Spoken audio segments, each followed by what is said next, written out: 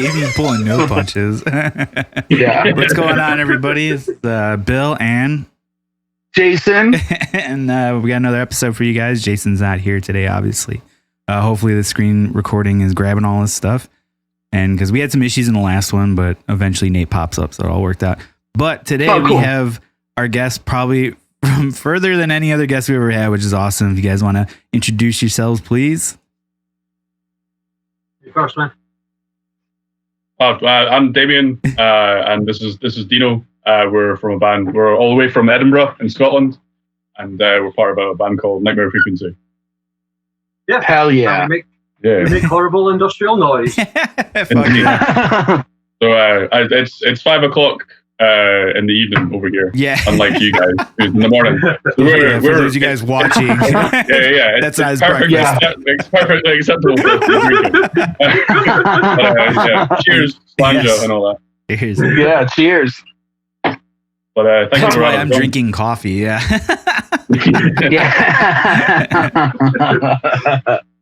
But awesome. This is great, man. I'm glad you guys were able to do this. This is really cool. And little backstory, I guess. A few years ago, I think it was 2 years ago, I went on a trip with some friends of mine, and we had 3 stops. We went to Ireland, London, and Scotland. And it was a great trip. It was fun because first in Ireland, I had family out there, and so it was cool. We get to meet some people and kind of, hear the ropes of everything that's going on and try to avoid some of the tourist traps. Was great. And then London we went to, and Erica had some friends out there, and so we got to see some cool sights because of them. And then when we got to Scotland, we didn't know anybody. It was like a last second idea of the trip. We're like, let's go to Scotland, be a blast. Why not? And it's funny. It turned out to be like one of my favorite parts of that trip. And I'm not just saying because you guys are here. I genuinely love Scotland. It's beautiful there. It's amazing. And obviously like the people are great there. Obviously. So I ended up meeting Damien there, which was great. And you're a great friend. I love seeing you. Unfortunately, we're so far apart that we don't get to see each other that often. But when we do, it's a blast. So like last time it was John's wedding, which was a lot of fun. No, it was Erica and Chris's wedding, man, in February. I didn't go to that. Oh, you didn't? Sorry, I did not. I could not. I felt so bad. I botched that so hard. No, it's fine. No. That was my fault. I botched that so hard. It's the downfall of living alone. Was like I just totally didn't schedule it, and I was like, oh my god, I completely missed it like an asshole. So yes. Was that this year? Was that this February? I believe it or not. No. It feels. Oh wow. Well, the last time I was in America was just in last February. Right. Wow. Yeah, that's so wild. Which feels like a fucking million I'm years sure. ago. Yeah, for real. It was like less than a month before the world turned to shit. Right. So it was a bit mad. It was like, like a month later, I'm like, I can't leave my house. And a month ago, I was in fucking America and like a wedding. What's going on? But it was cool. Like we just randomly met in like a bar. I was there with some friends and got chatting. And there's a friend of ours, John, who's just like, you know things, places. Come with us. And they liquored me up. And I don't think we tried that hard. Didn't take much coke. But and then I showed you around the night. I was like, I ended up showing them around Edinburgh, and just the friendship blossomed. And now it was cool because like it meant I ended up I went over and like on a trip to Belize and stuff, and I ended up coming over to America for the first time and stayed with like a whole bunch of you. And it was just really awesome. It's just kind of I've now been to America like 4 times. So it's class. You're becoming a regular. I know. You're due a fucking trip. Like as soon as international borders are open, like I want to visit. Like, yeah, absolutely, man. Yeah, you'd have hell a blast yeah. in Chicago for sure. Yeah, unfortunately, the world is currently on standby. So, especially with America, we're not doing a really good job here with everything. So people tend to stay away from us. But you were mentioning earlier, how has COVID been for you guys? Like, how has that all been going? Dreadful. Very much. Fucking dreadful. Has it just been a complete shutdown? Oh man, yeah. Well, they tried that. That didn't work. So they tried to open stuff. That didn't work. then they closed all the wrong stuff that obviously didn't work.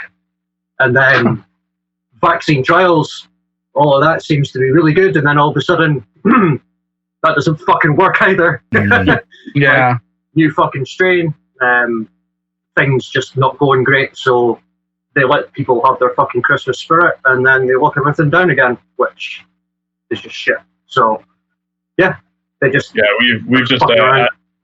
as of Boxing Day, we've just got into a 3-week lockdown, like the whole country. And the really kind of weird thing, obviously the whole kind of UK situation, you've got like 4 different countries who are all got their independent, like they've got their own governments, but then you've got the UK government. So it's like different countries had different rules and totally different things. So like trying to, like it was just really confusing for a lot of people. So like the UK government will be like, we're like having a 3-tier system, but actually that only applies to England and Wales. And then Scotland, we're like, we've got a 4-tier system. And then there's all like different places are in different tiers, and Northern Ireland just shut everything fucking down. So yeah, it's just really confusing, and people, I think it's just not really clear. So, and then of course people like we've seen, you know, you guys will attest to, like just people just not really. There's just some people who just don't really give a shit. You know, and sort of doing the whole it's a hoax and all this kind of shit. So like it's all we've had it all as well. So oh good, we're not alone. No, you're not. No, we're closer than you think. Okay. Definitely. Yeah. When was it's the same YouTube videos, just a different accent. Right. When was the last time you guys did a show? Oh shit. The end of last year. Okay. Yeah. That's like us too. Yeah.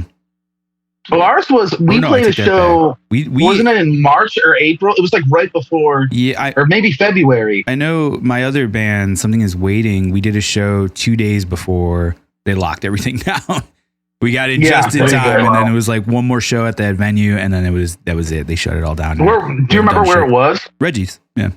Okay. Yeah. We did. Roman Ring did that gig at Reggie's. Remember? Yeah, with, and that was like and shit? That was like maybe the week before. Like it wasn't that far. Yeah, it was really close. Yeah. So we lucked out. We did get there under the wire, at least with both my bands, which was nice. But then, this is like the longest I've ever gone, being a musician without a show. It's crazy, and I'm sure you guys are in the same boat.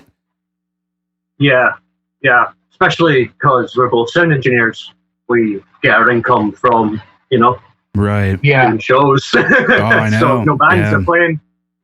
Yeah, I made a lot of friends from touring that, they're all screwed by this. And it's so unfortunate. And it seems like a lot of them were able to bounce back and able to get other jobs and stuff like that, which is great. But overall, it just sucks because like anybody that's in music is doing it because they love it. And it's such a passion.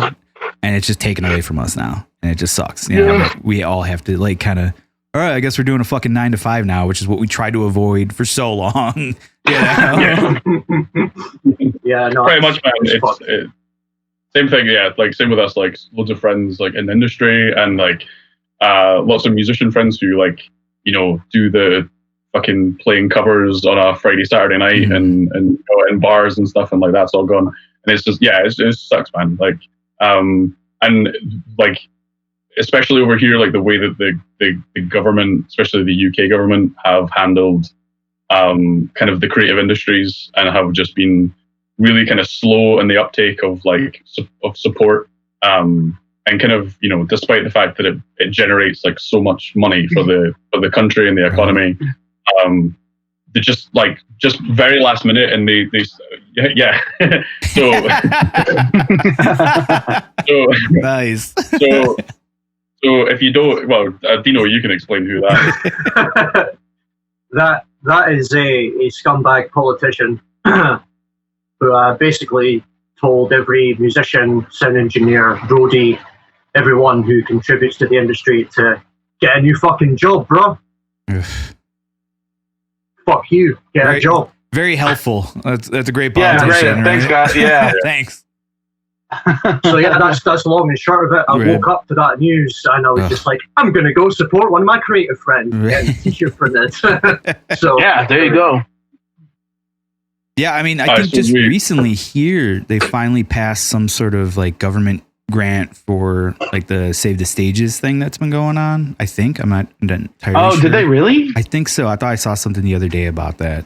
That's cool. Yeah, which is awesome. I mean, obviously, it's definitely an industry that needs all the help it can get because, I mean, you guys, it's probably the same for you. Like, it's not like this is like a lot of money that goes around in this industry. So we're all kind of like grabbing what we can and then to have it taken away. It's just like, oh, great. You know? Yeah. We're not all running around with 401ks because of this and stuff. And like, I mean, we are in the incredibly fortunate position that I work in a venue, Opium. I've worked there for the past 10 years. I worked up through a ladder, like being a barman and a sound engineer the whole time.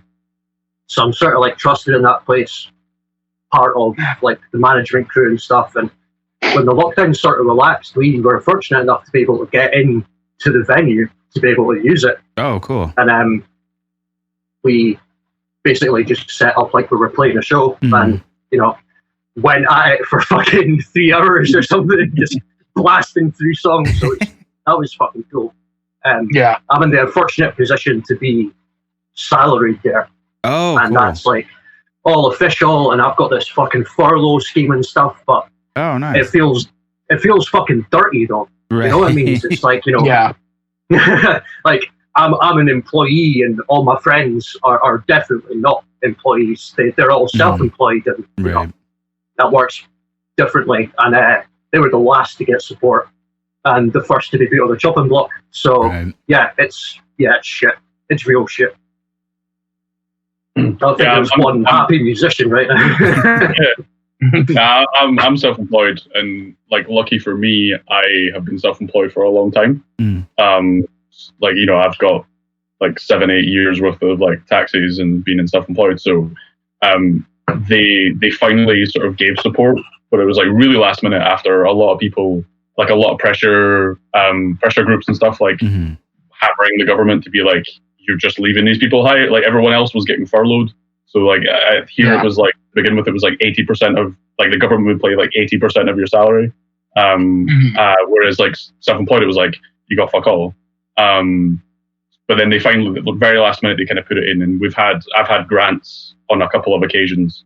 I think there's had 3 now, which has really helped. Like, don't get me wrong, it's been essential and like has really helped me sort of get through. And I've done odd jobs and done bits and pieces to earn some money, but like that's really helped me to get through there. But like I know that a very good friend of mine, like basically our kind of 4th unofficial member of the band, Alex. He's like our roadie and our tech and our fucking backbone. He's not on stage. He's fucking dad, man. He's the dad of the band. Like, he doesn't go on stage, but he just like holds us and sort of herds us. So Alex is our man, and he's only been self-employed for like a year or 2. So because he doesn't have like 3 years on books, he's not allowed anything. And you're like, what the fuck, man? Like, it's madness. But if you know, fucking, here's hoping to 2021 and we can get back on a stage. So. Yeah, why did you fucking jinx it, man? Why did you fucking jinx it? I've been enthusiastic about it. Well, right? Edit that part out just to be safe. People are going to be wondering, like, what the fuck did he say to get fucking censored there? Yeah, just beat that whole bit. And then... We just have to sound not hopeful at all, and it'll be better. Yeah. Well, like, we're not fucking optimistic people. Right. Like, what the fuck? Yep.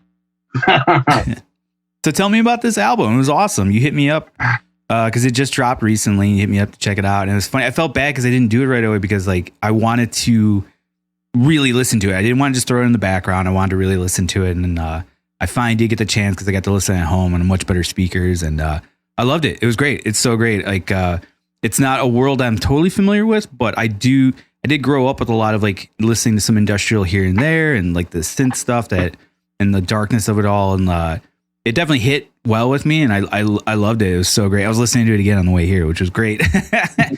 But tell me all about it, man.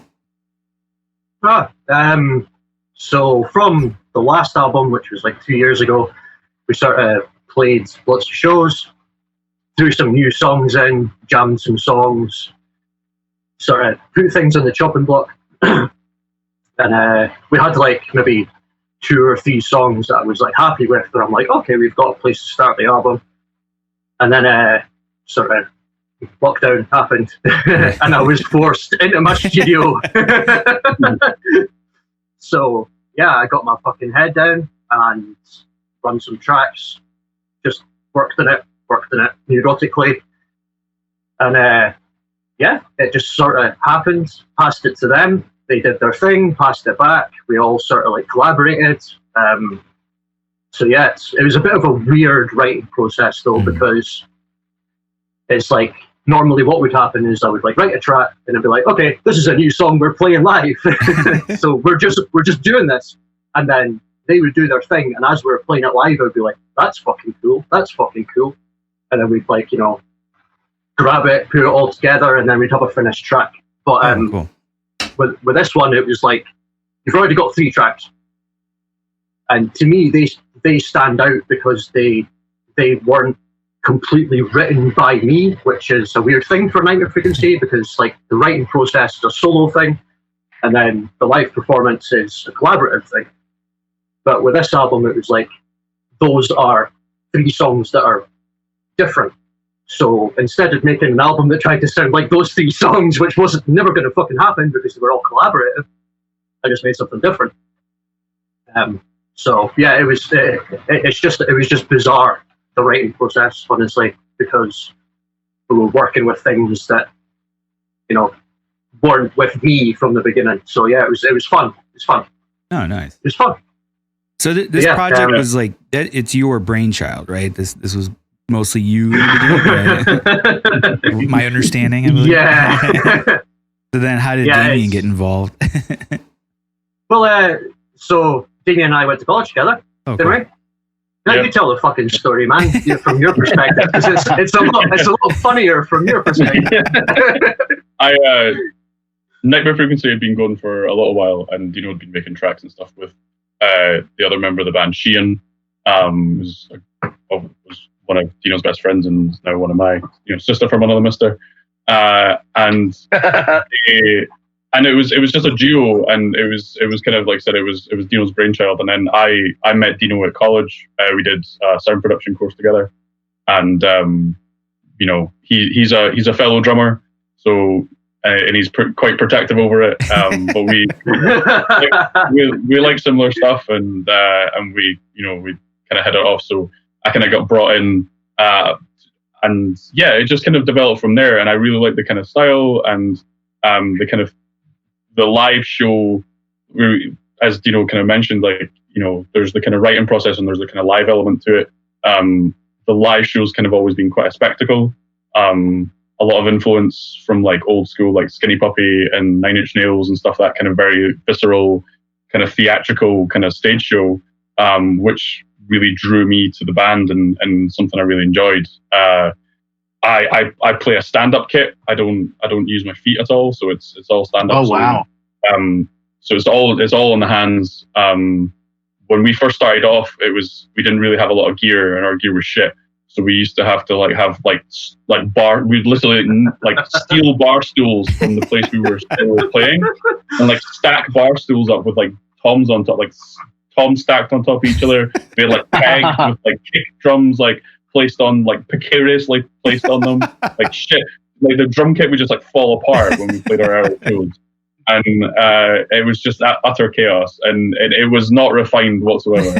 But it was fun, and it was visceral, and people seemed to enjoy it. And then that there was various things in life, as usual, things in life happen, and we didn't play for a while, and then we kind of came back to it. And that album, which is called Incision and Drainage, kind of took a long time for us to kind of finish it. And yeah, Deano dealt with that for a long time. That was a real project. But we just kept being like, we just need to fucking get this album out. We just need to get it out and get it finished. So it finally happened, and we released it 2 years ago, and we got a really nice reception from it. So it's been, but that was kind of a soul project for Deano. which for me, this album has been great because, like I said, there was some songs that were kind of more collaborative, and to be able to kind of have the input on some of the songs and kind of be more part of that. And I think it was a different ground for all of us, and it was and like I said, I think it really shows, and I think it really shows as well, like how the difference between the two albums, if you listen like one after the other, just a kind of difference in terms of like our style and also kind of our skills as well. Like the production value from the first and second is hugely different, and we're just really really proud of the new album. Really happy with how it sounds. Nice, hell yeah, that's always good, right? Yeah. Being happy with your product, yeah. Yeah, we're familiar with the long process of recording. Oh yeah, yeah, we know how it goes. Yeah, because there's quite a gap between some of your albums, isn't there? Yeah, a little bit. Oh yeah, yeah. We move slow. We move very slow with Roman Ring for sure. But was it released in April this year? Did you? Or was it just uploaded to YouTube in April this year? Yeah, we put it up. We put it up online in like it was like literally in March, right before COVID hit, I think. Like I had released, we just did it ourselves. Like we did our record, we sat on it for a while. I tried pitching it to a few record labels and nobody was really taking any bites. So eventually I was just like, let's just do it ourselves. Let's just put it out there just to get it out there. And we put it out there digitally, like on Bandcamp and all streaming services in March.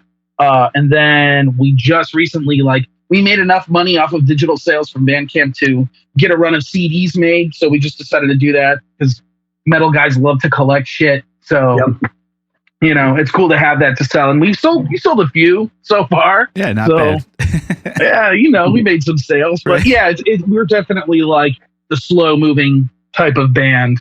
Just because everybody in this band is like also in another band that gets busy doing shit. Yeah. So it gets really tricky. We always joke that we kind of like reverse super grouped because we were like a band before, and then a lot of us ended up joining other bands as the project went on. And it's pretty funny, and it kind of cracks us up because like all our other bands do pretty well, and so people know us from those.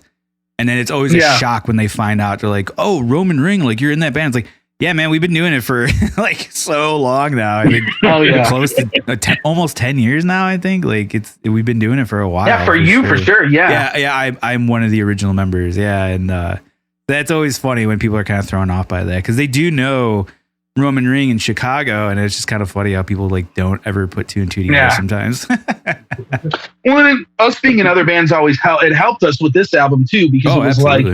Our other bands had gotten out there and people knew of us. So then we started getting more attention because of our other bands. People were like, oh, Nate from Immortal Bird and you like Bill from Something Is Waiting, me from Warforged. Like, oh, these guys are all in the band together. And then it ended up with us getting more press than we anticipated. It was almost a perfect storm where everybody's band pretty much released something around the same time. It was all within the same stretch of like a couple months. Yeah, last year. Yeah, all of last year. It was weird. It just happened to work out that way. And like Jason said, it definitely worked in our benefit because people already had their eyes on our other projects. So then once this came out and saw our names, it was like, oh, okay, we'll check that out. Yeah. Probably disappointed a lot of people, but whatever. At least they checked it out. Yeah. And like the internet always helps. Yeah. I had some second and third guesses on some of the tracks on the album just because when we were writing them they sounded really poppy. That doesn't really make sense because a lot of pop music nowadays is quite noisy, which is cool, right? But there was a couple of tracks where I was like, nah, like people are gonna outright fucking hate this. And I'm kind of glad we stuck with our guns and just did what we did, like the different thing. And it worked out quite well. But there was some hairy moments picking what tracks were going to make it and what tracks weren't. So we've got quite a B-side reel now. That's cool though.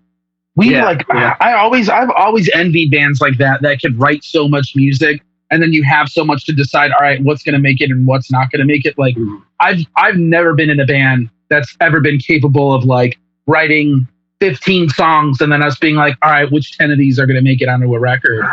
I always think it's so interesting because like metal bands for the most part, it's like they're writing shit and they know how long it's going to be. And then it's like, oh, we're just going to like set a track limit, write that many songs and just go in and do it. But I always thought it would be cool to write like a ton of music and then like really be able to like nitpick what you like from there.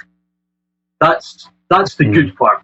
That is bang on. Like I don't have anything else to say. You've nailed it on the head. That's what's the good part. The fucking bad part is when you get attached to songs. Yeah.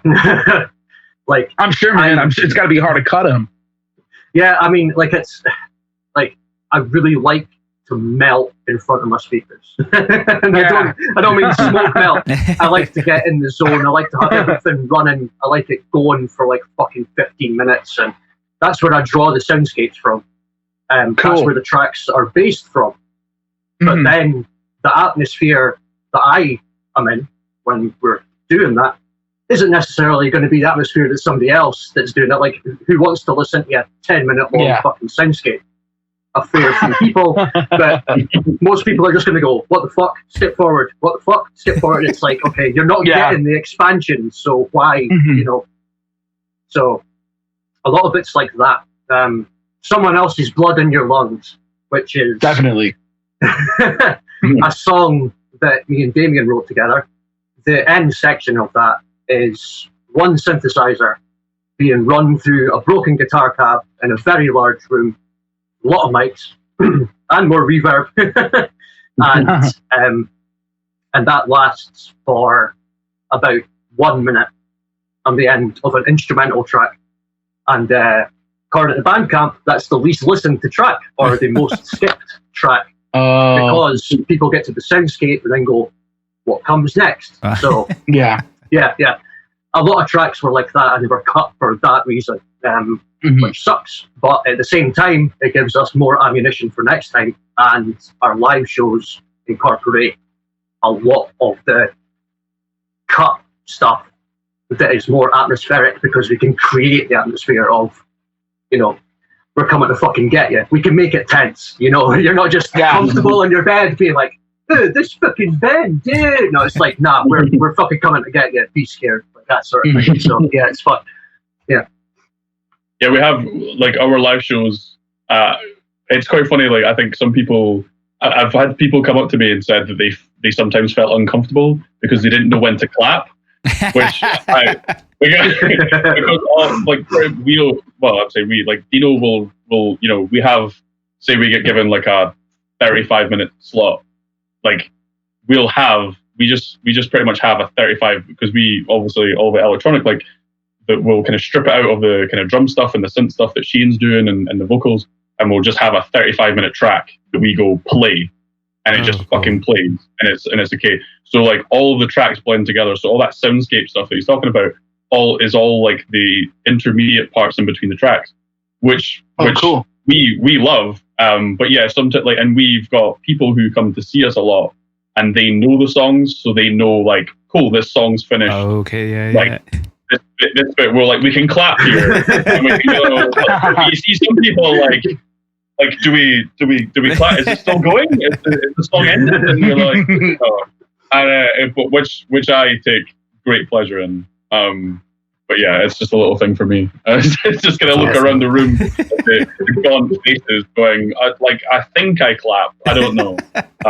Or maybe they don't want to. There's also that. Like, you know, they're just like, this is shit, and we're not gonna clap that pitch. But you know.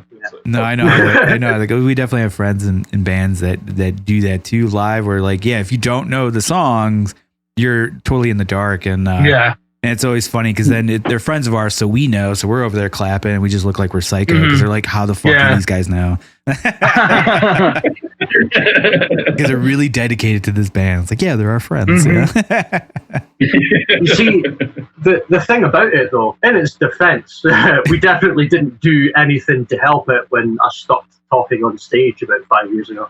Oh, so, okay. So you don't do any crowd banter. It's just that's all. Okay, cool. No, that's it. Sort of it was to add to that confusion of people being like, when do we clap? But in its defense, when you do know the songs and you see a band like that, you're going to hear this a lot during this Skinny Puppy, my favorite band of all fucking time. But when they do their shows, it wasn't a censor.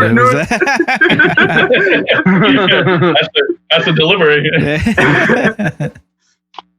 So when they do their shows, they do a very similar sort of thing, where they'll have interludes that are soundscapey, and the tracks will come in at a point.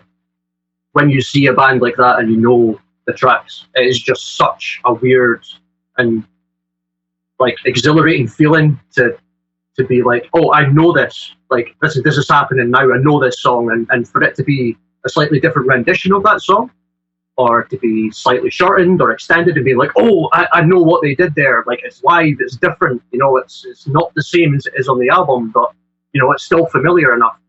Like that feeling is just fucking awesome. So yeah, I think it encourages some people, hopefully, to listen to the music before they see the band, which is like, you know, it's like, oh, like too many times you get a touring band coming through your venue and they're like, they get a fucking great crowd reception. It's absolutely amazing because everybody knows the headline band, but nobody researches who's supporting.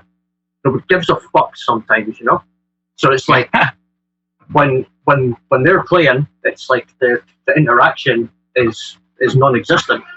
So, and then it sort of gives it like this sort of like stale feeling because there's like, you know, like it feels like the crowd don't care, and it kind of really sucks. So like I just prefer it when people listen to the bands that are playing before you go to the shows. It just makes the show a lot better. I don't know. Yeah. Plus it means that we don't get that awkward silence where like the band stops. If you're like a support band, you just, and, like, no one knows hear the buzzing of the lights. You're probably like, and then you're like, everyone's standing there like, so here, you know, cue applause, and then everyone's like,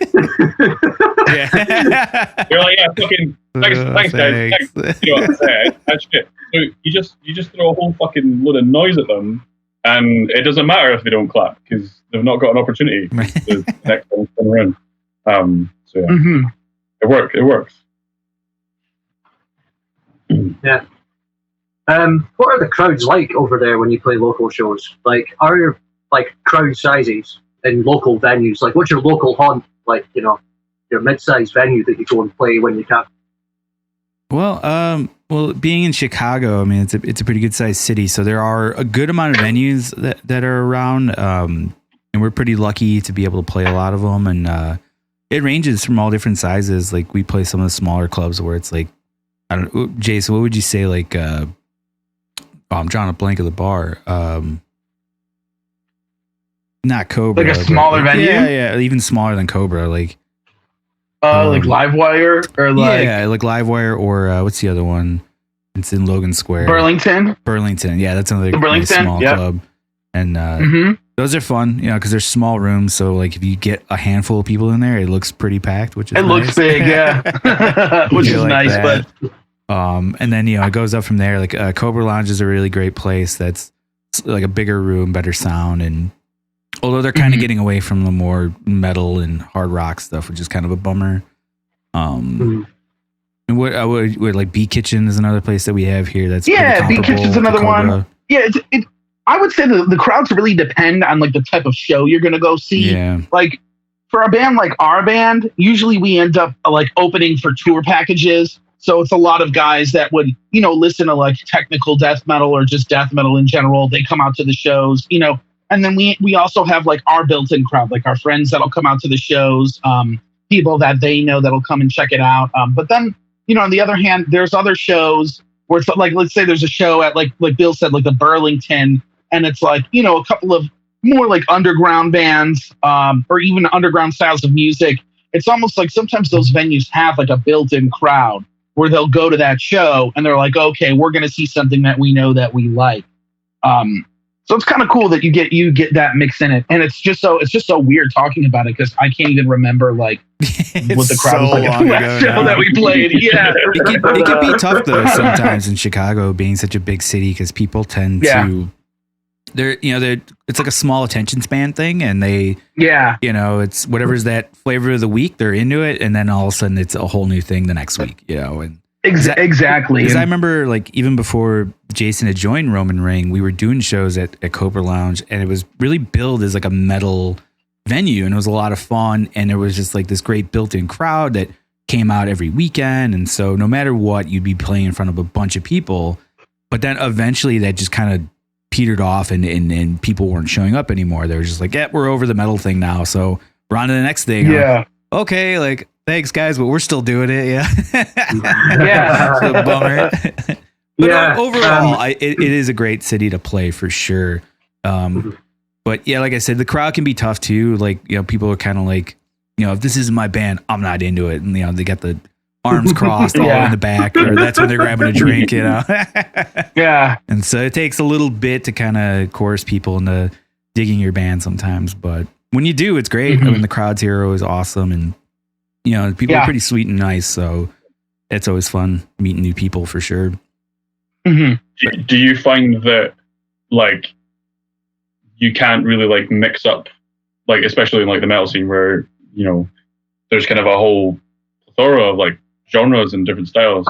Do you find that you have to have like one style for the night, or can you like kind of mix it up there? So like does like the headline acts of death metal bands, like everything preceding that has to be death metal, or can you kind of like change it up, or is that how does that work over there? You can definitely do. I think you could do both. Yeah, definitely, it works either way. We've noticed like more often than not, the shows that kind of have multiple genres involved tend to do really well. It kind of keeps people's attention a lot of the time because they're not getting berated with just death metal, and it's fun because a lot of our friends aren't all in death metal bands. Like it ranges from all over, and and any excuse for us to play together as friends is a great excuse. And so we like to try to set up those shows. But like Jason said, we're a very fortunate band that we get a lot of great offers from national acts coming through. And so to not oversaturate ourselves, we'll do a show like that once a month, and we kind of won't do the smaller ones, but if time willing, if we do have a gap between shows, we'll try to set something up. And like you said, Burlington's a great place for us. Yeah. They're super awesome. They're great to work with. They don't mind us being like, oh, we're going to get, these couple of bands, and they're from like all over the fucking place. But they do well. Cause like I said, they're our friends. So a lot of our friends get to commingle, and it's almost like a one-stop shop for a lot of people. They're like, oh, cool. I can see all my friends play at one time as opposed to going to multiple shows. Exactly. Like I booked a show for my other band, Warforged, who's another death metal band, last year, and I put together the whole bill. And most of the bands were friends of ours, but they were all different types of metal or different types of heavy music. So like we had our friends in Barren Air, and they're like a doom metal band, kind of like a sludgy-ish metal band. And then we had our buddies in this band called Thieves, and they're like a hardcore band. They play the show. We have this band called Misanthropy, who's this like thrashy technical band that was really cool. So that way it's like, it's all heavy types of music, but it's all stuff that like you wouldn't normally see at one show. But it ended up being like one of the best shows we had played that year. Like just as far as like how it all went. That's what you got to do over here. Yeah, it's exactly very rare that you'll get a full bill of just death metal bands playing one show, unless it's a big death metal band. Exactly. You will get mixed shows because the scenes all rely on each other to bring in more people, basically. Yeah. That's the state that the scene is in Edinburgh. And it's sort of cool, but it's sort of not when it doesn't work. So it's like, if there's one band that isn't particularly popular, the crowd size is cut by a third. Like, and then it's like, how do new bands start? It's not a stick to one at the beginning. Exactly. Like, and then nobody fucking cares. Everybody goes out to smoke. Yeah, so definitely. And I'm a sound engineer. I see this all the fucking time. That's what you see. You see people show up, they pay their fucking door money, they hand their tickets in, and then they fuck off until the band they want to see is on. And then guess what they do? they fuck off big time. So it's you need to cross your shows. Yeah, definitely. Yeah. But we're like, I think we're really quite lucky with certainly with kind of industrial fans. Like I'm not nothing against fans of any other type of kind of genre. Like, most people kind of like loads of stuff. But like one thing that we found really cool about people that are into like kind of industrial kind of noise stuff is that because it's quite a niche, that's not like the only thing that they like. Like we like certainly over here it was bad for a while where it was just like you've just got like here's your hardcore kids and they just like hardcore and then they do that they show up for the hardcore band and then they fuck off and it's just like I like hardcore and you're like yeah but surely you like other like we don't what I mean like you listen to other things than just hardcore but apparently not whereas industrial fans like are really cool because industrial is quite niche like and we're well aware of that so but you tend to find that people like obviously like got into that through other means and through other stuff.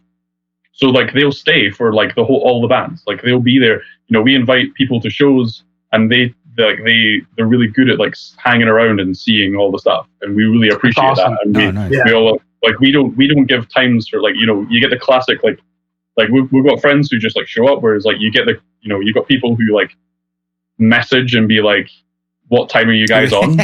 And we're like doors. You're like doors are at 7, and they're like but what time do you start? I'm like doors are at 7. Doors are at 7. Yeah, I do the same shit, man. I do the same. I say the same thing. I get like whenever we play a show, I get texts from like at least like minimum like 3 people. They're like, "What time are you going on?" I'm like, "Just be here at 7 when the doors." Sure. Come on. If you like we've had some friends who are like, "Look, I'm working until like 8:30. Are you know like I'm not gonna get there till 9. I'm not gonna see you." Of course. Fair enough. Like I'll be like, "Yeah, man." Like come down. That's fair. Exactly, and that's reasonable. If somebody's got work, that's perfectly reasonable. But someone who's just like, "What time do you start?" Fuck you. Right. You're trying to finish binge watching some Netflix show. You're in the fucking bar next door spending money when you should be in the bar that I'm playing, getting the money up. We look good. You know what I mean? Like, Jesus. Dude, and you know what's funny? It's like I always find that most of the time the people who say that they're dudes in other bands. They're guys that are in other bands. And I'm like, what the hell? I'm like, you should know better than that. Right. Like, get over Don't here. you know this feeling? Like, it's like, don't you know how much this sucks when you say shit like that? Like, it's so funny. Like, we've all been there where it's like you play first, right? And then you go on stage, you fucking haul your shit on to the sound engineer that hasn't got tech spec and is like breathing down your fucking neck. Like, you play your fucking set, you can't hear shit, everything's a fucking whirl. You think you've done good, you have to like, oh shit, people are walking on stage, you grab all your shit, you take it off, and they're like, you missed the next band. You do. Oh yeah, you usually miss the next band. Of course. Mm-hmm. Yeah. And you what you do is you go out and you apologize and say, look, we were packing our gear, and then you stay for the rest of the show. Oh yeah, absolutely. And it's I think it comes from that, the musicians being fatigued, worked too hard, probably not getting paid, not getting a great reception, maybe not getting a great sound, having to carry all their shit on and off stage in 15 minutes, like if you're lucky. And it's like all you want to do is go home, take a shower and fucking sleep, But it's like you've got to power through that. You've got to be like, look, this is our scene, we stay the fuck together, and all that fucking sentimental shit. It's like it comes from especially if you've brought people, because what you'll tend to find is like the people that they've brought, they're like friends and they're fans. Well, fuck off with them. They're like, you're going down the road. Like, cool, we'll go with you. And it's like, and then like a whole portion of the people who showed up go away, and you're like, especially with local gigs. If it's like a headline, if it's a touring band coming in, then you tend to find that people will stay for the touring band. But like, if it's just a local gig and it's just a bunch of bands kind of playing together, then my pet peeve is when a band who's not the headline packs up and leaves and takes their support with them. And you're like, the whole point on you being on this bill was to bring people to the gig, not bring them to see you. It's bullshit. I gotta say, I'm glad that we all share the same problems. Yeah, for real. It's not just us. All right, cool. Yeah. I just want our problems back now. That's all I want. Give me those problems. Yeah, now I want them. Yeah. Yeah. Or it's just the excuse that we tell ourselves that the fact that no one watches us. And you're just like, yeah. It's a good cop out. Yeah. It's because they took them. Yeah. They're the problem, not us. Yeah. We've been really lucky that we have been, I think, because the pool of our kind of style of band is quite small. We've been really lucky to kind of had the kind of pleasure to like go through and play, especially Glasgow. Like we're based in Edinburgh, and Edinburgh's like grand. Like it has like Opium where Deano works, and there's like some fantastic bands that come through there. It's a rock metal bar. It's dedicated to that, and there's like another bar. There's another bar in Edinburgh called Bannerman's, which is those are the kind of two main places you go for like rock and metal, and that's great, and they really support the scene, and they're amazing, and they don't really differentiate from that. But like Edinburgh, as much as like it's the capital city and stuff, like it's tiny. Like Edinburgh is really small comparative to big cities and stuff. And Glasgow it's not a city, a big town. It is, yeah, pretty much. Pretty much. So like, whereas like Glasgow's like got like a huge population compared to us, and the music's there's got like a lot more variety and a lot more different venues, and so we tend to go through to Glasgow quite a lot to play there. So any like touring bands tend to go to Glasgow, and we've been really lucky enough to play with different people coming through. Like Die Kroops, who else? Now I've just gone blank at who we've actually played with. But, Youth Code. That's why. Youth Code, man, that was like an amazing. Like if you don't know Youth Code, like check them out. Oh yeah, I know Youth Code. Yeah. It was fucking amazing. awesome. Yeah, they're cool. Fantastic. Sarah is fucking awesome on stage, man. It was so fucking funny because we played first that show, and then Jesus Loves America, who we're playing with Front 242, hopefully in July. Fucking hopefully. Yep. But we're playing with Jesus Loves America again with them. And we were on first. Then JLA went on, and then it was Youth Code. And Sarah came into the side and were like, tell me there's another band on before us. And I was like, why? He's like, because that was fucking terrifying. And I'm like, this is coming from you. Fucking fuck off. Yeah, so it was fucking cool. That was a really, really good show. And that's awesome. Yeah. Next time I see Sarah, I definitely order ice cream because she didn't get ice cream in her rider that night, and she should have got ice cream. They're cool, and they're ones that like it's just a duo, but you could not take your eyes off the stage. They just fucking dominated the stage, and you were just like you were hooked from the first note. You were just like, yeah, like I'm not taking my eyes off of it. They come from a hardcore background. Like, that's where they come from. So their whole fucking attitude, their whole vocal style, everything around them is just like the fucking hardcore scene. So don't start a hardcore pit at a goth gig. It doesn't work that well. Because on their last song, the promoter was just like, go on, start a wee mosh pit, won't you? So start swinging my arms.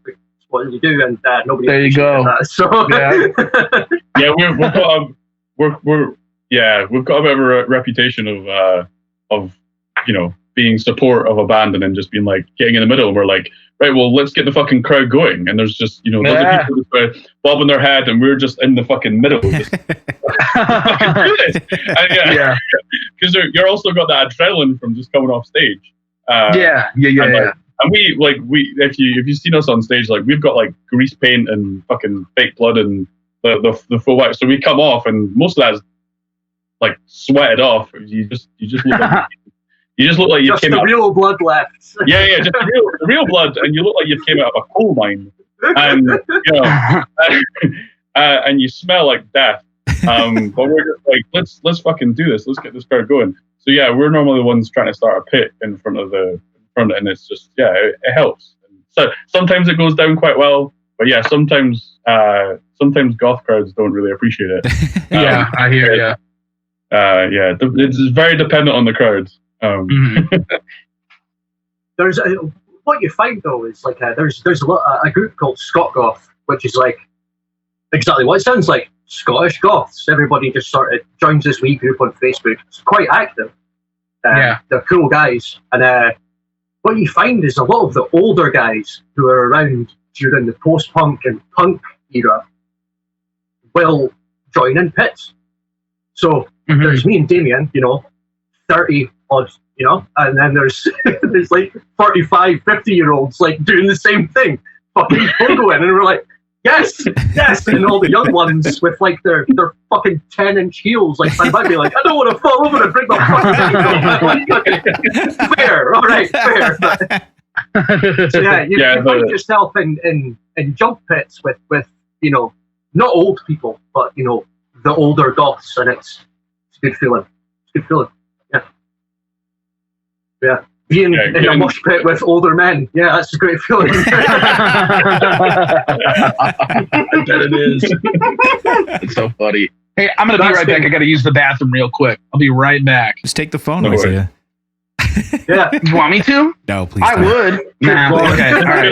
Put it on mute. You know what I mean? All right. I'll be right back, guys. Yeah. Where other, like, what other place or cities do you guys end up playing? We've played Carlisle a few times, which is just south of the border. So, sorry, just Just looked like Jason got attacked. That's it. He's dead now. Oh wait, he's still fighting. Hold on. And he's dead. All right. Lord, yeah. We played in a few different places, but it's a shame because like this year was meant to be the year that we were going to be like, we're going to go further afield. We're going to go, we're going to kind of expand out. One thing that we've not struggled with, but kind of has stopped us from kind of going further afield is like transport. A lot of this time we were like going through Glasgow and stuff. I had my car. Like given how much gear we have, I had quite a big car, but it wasn't quite big enough for like, we kept expanding and doing loads of different stuff. When you've got like a drum kit and like, per Deano and Sheena are in the back, like bagged up to here, like, so yeah, like, so this year, like I got like a new van, and also like our gear as well. We had like, admittedly, just like through just sheer like money, like, as you know yourself, like try to buy new gear and kind of keep it maintained. Like, we've had to kind of, we loads of stuff was happening on a laptop, and we had real problems with that for a long time. So like our main mission was to get away from that as much as we possibly can, to be less reliant on the laptop as we possibly can. But obviously it's all money. So we've kind of, we're now like almost don't need it at all. And but the things like going on a bit of a tour and stuff, like we've been talking about it for ages and just never kind of had the time or the money to be able to kind of do it. Whereas this year we're like, cool, like we've got like a new album coming, and we had a year of after, it was early 2019 that the first out, the Incision Drainage came out, and after the kind of momentum, we were like, cool, like this is the year that we're going to go on a tour. And of course the fucking world took a shit. Right. So yeah, it was unfortunate timing, but we've got friends like down from Manchester and like London, and like those are the type of places that we really want to go. And I think as soon as things kind of open up and we're able to travel a bit more, that's like the first thing to just be, because I think that's really the next step for us. Like I think we've kind of nailed what our sound needs to be and our equipment and what we're doing. And I think the next step is to just go further afield and just be playing to more people. It's difficult in the UK. It certainly can be, and sort of people you need to know and stuff and getting the right venues. But I think now we've got enough contacts that we can kind of feel comfortable enough to kind of take that step and take that risk. So yeah, Yeah, we've definitely got the support that we fucking need. Like from fans, absolutely.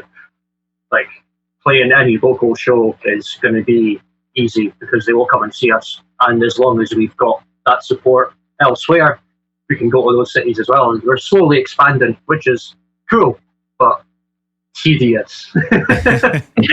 So. But yeah, like we've got friends down in London, which is a place that we really want to play because there's a really big kind of support down there for our type of music. We've got friends, we're good friends with guys from Bone Cult, which are an unbelievable band. Like check them out, Bone Cult. They're like in the past year they've had a huge amount of success. They've really kind of ramped up in terms of their exposure and kind of being seen. So we're really kind of happy to see that they're kind of getting the success that they deserve, and we've been chatting to them about wanting to go down and do some gigs with them and stuff in London, and that would be a really big opportunity for us. Just generally, just because, like I said, it's just a bigger scene, and just like yourself, like being in front of people, just getting ourselves out there and kind of showing. So that's the kind of big next step, definitely. Yeah, absolutely. We've now got the means to do it. We just need to be allowed to. Right. That's completely out of our control, unfortunately. Yeah. Exactly. It's fun. Yeah, I mean, it's interesting, the parallels. Like Jason and I both had tours lined up, which would have been a big one for my band, and we're all geared up and ready to do it, and then COVID happened, and we're like, all right, I guess we're on hold right now, and it just sucked. Yeah, we were ready to make that next step, like you got, like you were saying, and it got paused. Yeah. Well, I bought, so it's not just for touring. I mean, it's going to come in very handy for touring. But I bought a 9-seater Ford Tornado. So one of my jobs is I'm a tour guide, as well as being a sound engineer. I'm a tour guide. And a damn good one too. Thank you very much. Thank you very much. That was before I was even a tour guide. So yeah, you were crushing it back then. It was great. Yeah, no fucking tip though. No, I'm joking. I mean, that's John's department, man. No, you bought me many drinks at the turn. Don't worry. And your hospitality over there has been wonderful. So it more than made up for it. But anyway, I literally a week before lockdown, I put down a significant amount of money on a not a new car, it was secondhand, but for me that was it was a significant amount of money. And I bought this 9-seater car to do like tours around Scotland and to be able to do an actual like music tour. I was remember like Deano, I was like messaging you guys, and we've got like a group chat with the band. I was like, I've got this fucking here's the gig van, man, and everyone's like, yeah, and like everyone's already claimed their seat. Deano's asking me what the fucking how much it can carry, like what's the carry capacity on the van, like how much he's already sitting thinking how much more gear can I take, and how many more cabs can I put since? And you're like,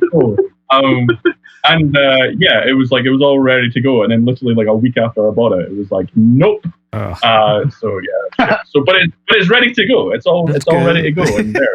Yeah, as soon as you go, allowed, we're gonna start just traveling about, just fucking screaming and shoving noise in front of people's faces. It'll be great. Hell yeah. Good. It'll be good. Mm-hmm. That's awesome. Yeah. The engineering for your album, you said it was all done, the most recent one. So who's the engineer for your band? Is it like a combination of it, or do you have someone who mixes your stuff? For this album, we hired an engineer to record it and track it and everything. He's a buddy of mine. He actually used to be in one of my other bands, and now he just focuses like pretty much only on recording and production. So we went with him. His name is Paul. Great guy, and I think he did a great job with our record.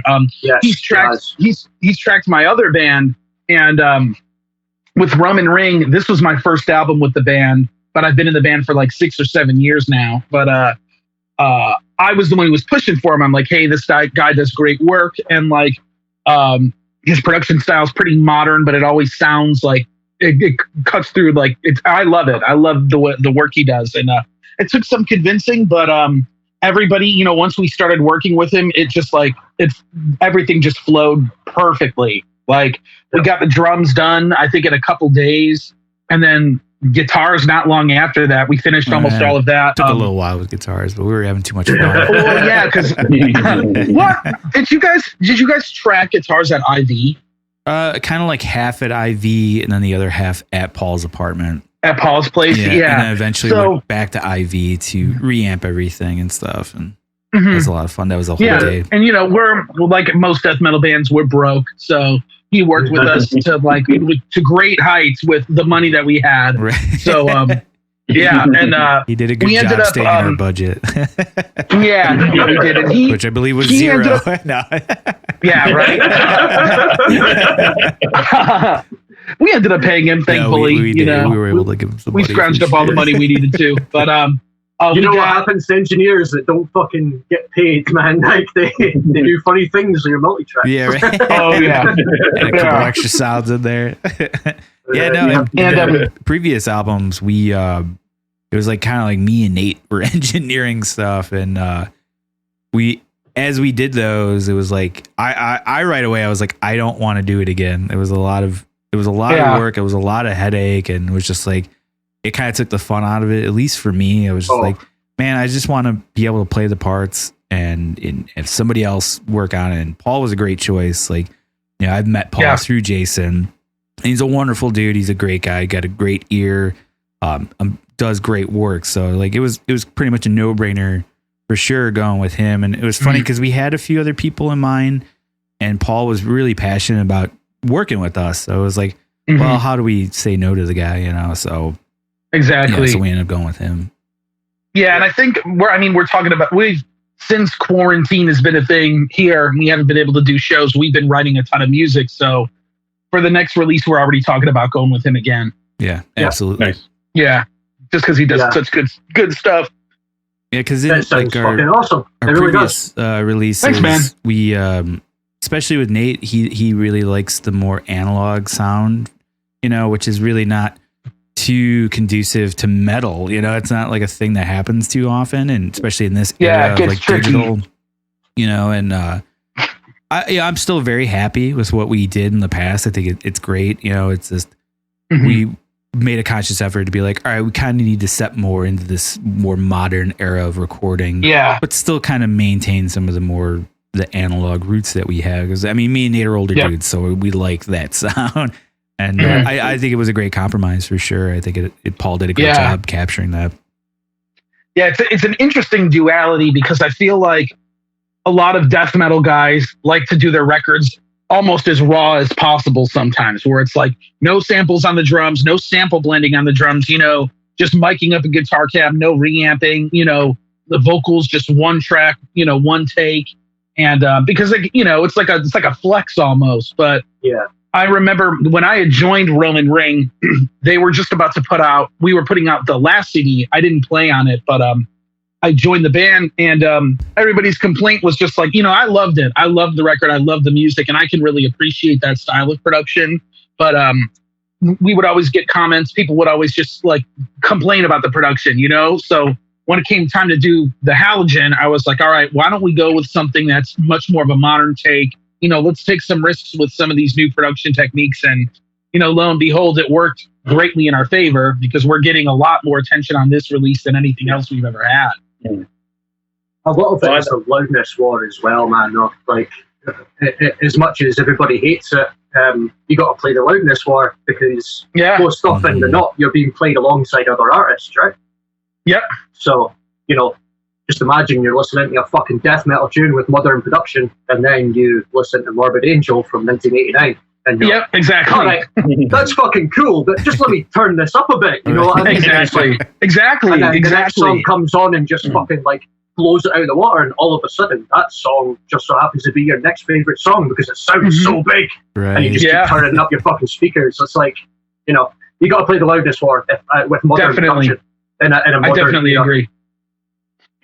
Yeah, it's a frustrating thing, sort of kind of having to deal with and trying to explain to some people actually, just like the difference between loudness and actual like depth and like you know, and I like listening to your new album, and like I think that's one thing that I really appreciate about that album is like there's a lot of depth to it and there's a lot of dynamics to it, and it's kind of like there's elements of kind of like well, I don't know if this is an insult at all, but like there's a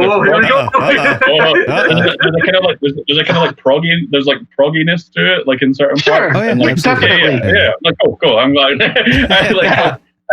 Some people get like really shit about that, but no, it's good. But yeah, like there's kind of like prog, like at the end of like Vatican City, where like the kind of drums just like opens up into this big room, and like the end of White Noise as well with the piano, and it kind of just like it gives like a lot of scope. It's not just like in your face like the whole time. Yeah, there's those bits, and you're just when it happens, you're like fuck yeah, like punch me in the face, motherfucker. but then there's parts where it's like it's soft, and there's fucking space, reverb, and there's everything happening, and it's like I really appreciate that on the record. Hell yeah, I'm glad to hear that, man. I pushed for White Noise very strongly on the record. Not all the guys were into it, and I was like the one. Me and Nate were just like, we got to do it. Like it's got to happen. So I'm glad to hear that you dig that. No, it was cool. I enjoyed it. Phil's like, fuck that. You notice he didn't say my name when he said they liked that. Yeah, Bill, you were. I don't think you were opposed to it. You were just kind of like, whatever. I was like, it's different. Let's go for it. I mean, that's what I was saying earlier. You know, it's the same thing. It's the atmospherics at the end of an album, and it's do you keep them in or do you cut them out? Yeah, you know? It's tough. You made the right decision though. But, definitely made the right decision. It's awesome. You guys are similar in that idea of the dynamic range of music, and it just it gives you that like 3D element to it for sure, and it makes it more enjoyable to listen. And it's funny with us. We're 5 of us. We're all pretty different in our backgrounds of music, and I always tell people I'm like the least metal dude in a metal band, and it's just weird how that works. Like I enjoy playing it, I just don't listen to it all that often, and as a result, I tend to play guitar in a weirder way than you would like expect from your normal metal guy. Like I like the idea of like put a bunch of delay on this and a bunch of reverb here and a bunch of weird effects there and there, and just kind of different. You make it a little bit different than what you normally listen to. And I always tell people, I was like, my whole thing is making my guitar sound like a slide whistle going down a toilet. That's my favorite thing. And so that always throws people through a loop, Yeah. I think I'm the same. I'm pretty much you, Bill, in our band. Yeah. Because that's exactly what I was going to say. Yeah. That's why we're friends. We get it. Exactly. That's why we're friends. Mutual appreciation for this. I fucking love industrial music, but it's not something that I'm kind of immersed in as much as music. I mean, the other 3 members of the band that aren't me, they run at Opium when we were allowed to run club nights. Every Tuesday we had Deliverance, and I was there as often as I could, but they DJ'd at Deliverance every week, and it's all like industrial stuff, and that was really, credit to Deano and to the rest of the guys to have something that's really quite a niche. And to have that running consistently for such a long... How many years did you have? Has Deliverance been going? Don't. I was about to say it was like in November, it was 10 years ago since the first live Nightmare Frequency show. And Nightmare Frequency was running before that for 4 years. So I don't want to think about how long Deliverance has been running now. It's quite handy having people in the band run a industrial club night. It was quite handy for gigs. Absolutely. We would play a gig and then it would just like flow into Deliverance, which was really cool. And that we had some fucking awesome like whole nights. Have a gig that we'd have some like local bands or like some folk from different places. We'd come in, we'd do a gig, we'd play till like whatever the curfew is to like 11 o'clock or something with regards to kind of live music. But then the club night would start, which is fucking a hell of a lot louder than any of the bands were doing, because Deano's sound system at Opium is disgusting in the best possible way. So then like we've got like an industrial night afterwards, and it was really cool. But what was even fucking saying? Anyway, yeah. So like, I think I'm the one that's smoking. Yeah. It's a fucking big whiskey. I'm the same as Bill, whereas I'm not as like immersed in it as I think the rest of the guys. But I think it's good to have different people in it because it gives it like a different perspective and it gives a kind of a slightly different sort of viewpoint. Absolutely, on it. Yeah. One thing that was really cool is that, like, as much as I don't DJ industrial, I DJ other stuff. Like, well, I'll be honest, I DJ fucking shitty Friday, Saturday, like, playing pop and all this kind of pish, and it hurts me. It hurts me deep. Gotta do what you gotta do, right? Man. You gotta make ends meet. I get it. Pays, yeah, exactly. It pays very well. All right. But I think like all four people in the band, we all DJ, and I think that was with regards to like putting an album together, kind of like really helps because and putting a set list together. Trying to I think sometimes you hear bands like not everybody, but you hear bands and you're just like, what made you think that this was an appropriate set list? Like you're just like it's all quiet at the start and then just like hammer it at the end. Like there needs to be ebbs and flows. The same with when you're DJing. You need to kind of bring the kind of the flow of the night and bring the crowd through. And yeah, it's really important. And I think some bands just don't really think about that. But certainly with your album anyway, it kind of has that. It kind of has its peaks and its troughs and kind of the right places. And it's a really it's one thing that I think a lot of bands don't kind of overlook and don't really think about. Definitely, yeah, and it's an important thing to have, because it's like, especially in death metal, you don't want to listen to. I mean, some guys do, but it could get tiring listening to 8 songs that are just beating the shit out of you, the whole time without any type of like snare drum.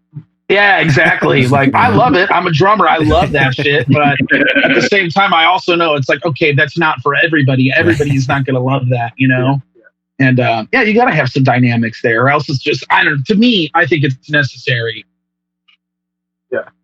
Keep this drummer forever. Never let this drummer go. That drummer appreciates dynamics. You'll never find another one like that. Yeah, you're like, wait, so you're asking me to stop blast beating? Yeah, right. Yeah. Stop the blast? Please no. I know. Yeah. Definitely. So I got into this whole mess by being a touring drummer. Nice. When I was 15 in my summer holidays, I went on tour. So that's cool. That was fun. I grew up pretty fucking quick, and then so it was like it was just like sort of thrash type stuff. Okay. So very, I don't want to say generic, but it was generic in a good way. Like it was powerful, and sure, I brought a fair amount of influence of what I was into at the time in it as well. Mm-hmm. So I was like encouraging people to use effects, and then like being the vocalist, it's like using delay on your voice isn't cheating. Like you got to come on, like So it was like trying to get that across, and then we did, and it was fun. And then I joined my uncle's band, which is where it all went really right, which was when I was allowed to help write the songs for the band. So nice. With Ridgeback, by the time I was 17, I was going to local shows, playing with people who were way older than me, getting the experience, getting the contacts, and then I was just like, fuck this, I'm getting out of the small town that I was born in, like, absolutely fuck this, I'm going to the city. And then, that's when I started doing stuff with Nightmare Frequency, and that was sort of the thing that's pushed it, like the sound engineering and everything else is like all stemmed from wanting to keep doing that. Yeah. So, it's a bit of a fucking struggle to, so it's quite fun. But, sorry. There we go. Yeah, that's awesome, man. Yes. Was the band that you were in with your uncle, was that an industrial project too? No, that was not. That was the closest thing to death metal that we ever came. So that okay. Yeah. So that's when I learned how to blast beat properly. Nice. So, there you go. Yeah. So a lot of the drums that are being programmed and played all stem from the fact that I'm built for speed. Like, definitely. So there's a lot of metal influence in there. Whether I want to admit that or not, there is a shit ton of metal influence in the music that we make. I can't ever run away from that. So embrace that. You know, especially with the vocals. Like, I know there's people that don't like my vocals. There are people that are like giving reviews that were like, "Yeah, this band was cool, but the vocalist was just screaming." And I was like, "Well." We know how that goes. That's kind of standard for a fucking show, is it not? And then I realised that most of the industrial scene and the goth scene, they don't really do the metal type vocals. Yeah. Call them that. So, you know. Yeah. I don't know. I feel like I'm such a poser because I don't know much industrial music. Like, the names that come to my mind are like Skinny Puppy, Ministry, one time I saw this band, they were called The Amenta, and they were like this industrial, like metal infused band that was pretty cool. But I know that, like, because I used to listen to like Ministry records when I was younger a lot, and they have a big presence in Chicago because Al Jorgensen used to live here, and like actually the studio we tracked drums for our last album at used to be owned by Al Jorgensen. No shit. Yeah, he owned the studio. Then the production company our producer was working for at the time, Al Jorgensen sold the building years ago, and they ended up buying it. The building's not even there anymore. They lost it, unfortunately. Turned it into fucking condos. Yeah, it's a bummer, but it's still really cool. And one time I actually, I've told this story on the podcast a bunch, but the last time Ministry played Chicago, I saw Al Jorgensen and Burton C. Bell from Fear Factory. They were at this. I was at this Ethiopian restaurant right across from the venue. They were playing because my friend's girlfriend was like going away, and we were doing this like going away dinner party thing for her. But they ended up walking in, and like everybody at the table like didn't notice. And I was like, "Guys, what the fuck? That's Al Jorgensen!" Like, I was like, "Oh my god!" And like nobody, like everybody was just like, "What? What are you talking about?" I'm like, "That's Bert C. Bell. He's in Fear Factory." Like everybody was just sitting there like didn't give a like they didn't give a shit. And I'm like, okay. And like I thought I did. I wish I did say something. But I was just like, part of me was just like, fuck, I like really want to go up to him and be like, yo, Psalm 69, dude. But like, I was like, I don't want to bother this guy while he's like eating dinner before a show. Like, yeah. So, funny story about Ministry. I think I'm allowed to tell you this now. At the time, it was all hush hush, but I don't think he cares now. So, I know a wonderful local promoter called Jonathan Almond. He is an absolute saviour. He's bringing Combi Christ and Igor and Otto von Schirach. Okay. I know Combi Christ guitar tech. Man, yeah. Dude, Luke Tasker, it's a small great world. Guy. Yeah, man. Yeah, that Igor band is really cool. Yeah, man. I also highly fucking recommend Otto von Schirach. I am going to the Igor gig just for Otto von Schirach. And wow. So anyway, so Johnny is, putting on a Ministry show in Glasgow, and Three Teeth are supporting. Now, I fucking love Three Teeth as well. They're fucking awesome. But surprise, surprise, coming into the fucking UK, they have visa troubles, right? Oh, wow. So Johnny fucking phones me at 7:00 at night, the day before the Ministry show, and basically goes, "You guys be up for playing with Ministry if the support can come through?"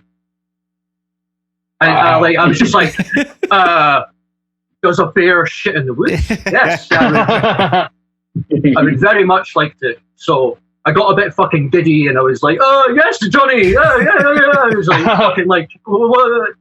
But they got through. They managed to play the show and everything, and yeah, that was a bit of a soiled trouser moment. That was kind of funny. You're like, okay, we're gonna get bottled. So that's gonna happen.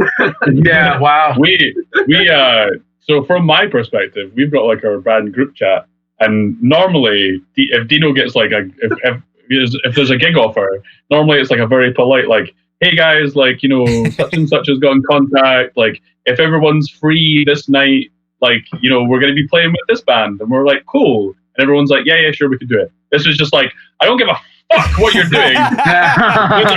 For ministry, you're fucking getting cover for work. I don't care if someone's dying. Just quit your job. Get over it. Yeah. That's a huge opportunity. Yeah, it's big. If you can't make this gig, you're out the band. It was one of those. And we were all on tender hooks, just like waiting for like the queue, and then wow, damn. But, so close. No, that was funny. That was funny. But, yeah, Johnny had some great stories about Al. Like, I mean, like one of the like great stories about Al. Like, it's a rare thing. Like, this guy's fucking, he's a nutcase, man. But like, since he's got sober, he's like right into doing well with himself, and like his exercise bike apparently goes wherever he goes. Oh wow. And apparently, before shows, when he's on tour, one of his many rituals, so it might not be every night, this is just all fucking hearsay, obviously, but like, just power on this exercise bike for like 6 hours. Oh my God. Like, just fucking power it. Best thing about it, in true Al Jurgensen fashion, he's always got a fucking cigarette in his mouth. I wonder is he just trying to balance out? Right. You know what I mean? Like, yeah. Can't give it all up. Yeah. Man, yeah. The guy's a goddamn machine. Like, yeah. There we go. But yeah, there was some like apparently some technical issues with the night as well that were like a complete, like it just washed over and nothing went wrong. Mm-hmm. Like, Johnny's a fucking great guy, great promoter. Like, but it's just like, he was like, I was really sweating. Like, at one point Al was like, yeah, you're gonna fucking cancel the show, I don't have my double screen or something. But like, it was just like, yeah, they fucking pulled it all together. And by the end of it, Al was just like, you're a fucking legend. And I'm like, do you realize who's calling you a legend? Yeah. Yeah. Massive amount of respect for ministry as well, definitely. Yeah. Many times I've tried to cover like NWO by ministry. Okay. Grab some. It's never came to fruition because it doesn't do it justice. It's like trying to cover Skinny Puppy. It's like, oh, this sounds cool. Yeah, but nah, it doesn't hold up to it. But Sure. Yeah. Do you guys have any like rituals that you have like before a gig? We've grown out of a few of them, that's for sure. Everybody's got their own. I usually, we're all for me, older now, so. Let's refine it a second. Let's refine it because we've got fucking 3 drummers here, right? Yeah. Warm-ups. Oh yeah. You're a death metal drummer, right? All the time. So your warm-ups are going to be different for Damien's warm-ups. You know what I mean? Yeah. Pretty much just straight 16th notes, like as long as I can go. I'm just with one hand, then 30 seconds. Like, that's, and I try to warm up and stretch at least like an hour before we hit the stage, just so I'm feeling it. Like if I'm on tour, it's a lot easier because my body's already kind of conditioned that way. But still, it's like, especially before like a local show or if it's like a one-off, it's like I need that time to warm up or else like I really feel it. Cramp is a killer of shows, especially for death metal. Yeah. Because you can still play, but you know that your arm isn't going to be the same the next day. Exactly. Yeah. Yeah, definitely. Yeah, but it's definitely like I've seen because like sometimes like I personally feel like sometimes there's like for me there's never enough time to warm up before a show. And like if I have like 2 hours, I'll take that 2 hours and just use it to warm up. But like some drummers go on stage and I see them. They kill it, and they didn't warm up at all. And I'm like, what the fuck? This is like insane. Yeah. But we are all getting older, so maybe it's one of those things. But, yeah. Then after that, I used to after the show, I'll smoke a little joint, have a little bit of weed and walk around, check out the other bands and stuff. But yeah, I mean, we don't have anything too crazy. Bill, what do you do? Well, it's funny. Contrary to what Damien has seen, I'm usually the sober guy in the group. Because usually I'm the van guy. I usually drive the band everywhere, and but yeah, nothing too crazy. I'm pretty bad about warming up. There was a period where I used to do it a lot, and I kind of stopped, which is bad. I as I'm getting older, I probably shouldn't do that. Our guitar player Nate's great about it. He's very on top of he'll get before it sucks though too, because like a lot of times we'll warm up and there's like our buddy's band playing or a band we want to see, and it's like, well, I got to be that dick that's like jamming along, and you feel bad, but you got to do it and stuff like that. But otherwise, I don't really do much of anything. I nowadays I do have to stretch a little bit of the back and neck just because I have issues with that. And being in a metal band, we're swinging our heads around like raise your hand if you have more back issues. I'm sure you guys done that all too well.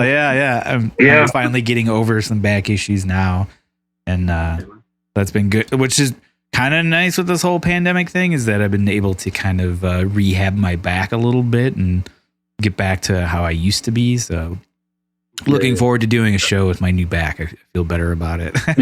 Hell yeah. But otherwise, the other guys are pretty good about it. Like Franco's a pretty straightforward dude. Yeah, he warms up. He'll warm up. Maybe he'll smoke a little bit beforehand.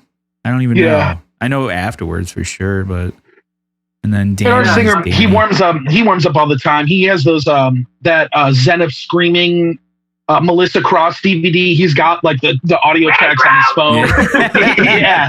So he does all the, like, he'll go in the van so he doesn't look like a psychopath. He'll go in the van and do all of them. Which is still like awkward because a lot of times if we're outside, you hear him like in the distance. We hear him anyway, or I need to go. Yeah. But is he having a mental breakdown or is he warming up? But he's good about it. Like, I'm surprised because not a lot of vocalists I've met usually do that. They usually just like, I'm going to go up there and scream for 30, 45 minutes and hope to God I don't blow out my vocal cords. But no, he's on top of it. He's been like that for as long as I've known him. And for those of you who don't know, he is in like a touring band, Through the Eyes of the Dead. So he's done a lot of touring. Yeah, they're a pretty big band. He needs to be on top of that kind of thing because, obviously if your vocals are shot, what are you going to do? Blow out your voice, Right. Yeah. Definitely. It's key. My girlfriend is a like vocal. Well, she's a singing teacher. She's a vocal coach. Oh, cool. So cool. For this album and for the new songs, like kind of been me and she, and a lot of the time it was just like, for a long time it was just Deano who was doing vocals, whereas me and she now have a mic and we're kind of doing some backing vocals and stuff, and it's and I've done some backing vocals. I'm certainly not a singer, but I do some backing vocals for like an acoustic duo thing that I do with a friend of mine and stuff, and just some basic stuff. But yeah, ever since started doing this, like my girlfriend, she's like on it. She does like the singing straws and all that kind of stuff, and it's fascinating. Like the whole that there's so much to it, and it's really amazing. And even just like really simple exercises can really help with like your vocals and makes a huge difference. But yeah, ever since I started doing some backing vocals, she's like, "You better be doing them," and I'm like, "Yeah, I am. Don't worry, I am. Hey, I am. I've got the thing. I'm doing the stuff." But it's we went for a practice in August when we were actually allowed to get into Opium and to have a bit of a practice, and we were trying some new songs, and we were trying the new songs and stuff, and I was like. Deano was like, "Do you want to try some backing vocals?" And I was like, "Well, I've been listening to the songs, and like that'd be cool." Like, but I didn't. I wasn't expecting it, so I didn't really think about it. And he just put a mic in front of me, and we just went. And I got home, and my voice was totally gravelly, and literally, I was just like, I no word of a lie. I looked at her and I went, "Oh, hey, how's it going? And how was your day?" And she was just like, "You've been singing, haven't you?" And I was like, "Fuck." Dude. I was like, "Yes. Sorry, dear. Yes, it was." Like, so you didn't warm up, did you? I'm like, no, I didn't. So, it's important. But it's important though, and it's a big thing. But I'm the same as you, Bill. Like I went from at the start of joining Nightmare Frequency being just one of the band, and then we started doing gigs elsewhere, and I was the designated driver. So like my whole kind of ritual, yeah. One of you's learned to fucking drive, all right? Nah, it's fine. I just don't trust the other guys driving my van. It's also my work van. I was like, if this thing crashes, I'm out of fucking work here. So I totally trust myself. I can appreciate that. Yeah, the only person you can blame is yourself if something goes wrong. So, but yeah, my whole like ritual changed. I used to have like a couple of drinks and kind of chill out and do my thing. Whereas like I have like maybe like one drink at sound check, because I know that by the time I'm driving at whatever time I've at least sweated it out during the gig. You know? And I'll maybe have I'll join. I'm not a big smoker, but I'll join Deano for a bit of a smoke around the back, and you know, there you go. And that kind of does me. I've only ever been really drunk once at a gig, and I hated it. It was it was horrible. Like, not a nice experience. It was fine. The gig went fine. I don't think anyone noticed. But for me, it was just like, and it was just alcohol. It wasn't anything else. It was just I just had too much booze before the gig, and I went on, and I played fine, but it was a lot more concentration. Like I had to concentrate so much more, just to be like, I need to make sure I get this right. If I fuck up, everyone's going to be like, that's a drunken asshole wearing that drum kit. I did not enjoy the gig as much. And so after that, I was like, no. Can have the booze afterwards if I can, and but beforehand, it's like one or two to calm the nerves, and that's it. Yeah. Mm-hmm. Yeah. I like the build gear. It comes from the engineering thing. That's like, I enjoy the setup process of everything. It makes me feel at home, calms my nerves. I'm in a familiar environment. Or like most band members, when they start doing bigger shows, they get introduced to the flight case. Like, what is this mystical item that holds boxes? And then they realize that there's like another 30 of them, and then like all this gear just appears on the fucking stage, and then they're like, shit, what do we do with our Line 6 spiders? It's just like everybody hits that, and you're like, oh, it gives you the fucking jitters, and like that's not a good experience. But coming from an engineering background, I'm like, if I don't see a rat case on the stage, I get fucking concerned. Oh, for sure. It's like, so I'm like, right, you know, I'm always paying attention to what's going on stage, what's coming off stage. It makes me feel relaxed. And then once we've set up, I will loosen up. I like wine. I like having a smoke. I like to do vocal warm-ups, just like ups and downs. And then I go kind of fucking weird. Like, just like, because the live shows are so intense, it's like I get nervous of not performing and not like of the people, but I get nervous of doing the actual show, of like switching off and just letting go, because I struggle to let go, and then it's like when it's over I struggle to like rein it back in. So there's always this period where I'm just like, I don't really want to fucking talk, I don't really want to like do anything, and it's just like adrenaline starts running, and it's just a weird fucking experience. Like pre-show rituals, we have a shot before we play. When Damien is allowed to have a shot, we have a shot before we play. And then I always know when Deano's in that space. Like I can see him sort of like pacing and doing his thing, and I'm like, oh, this ain't the time to sort of like ask him fucking question, unless it's like really pertinent to the show. It's not the time to like ask him shit. He's like finding his zone. Like, finding my zone.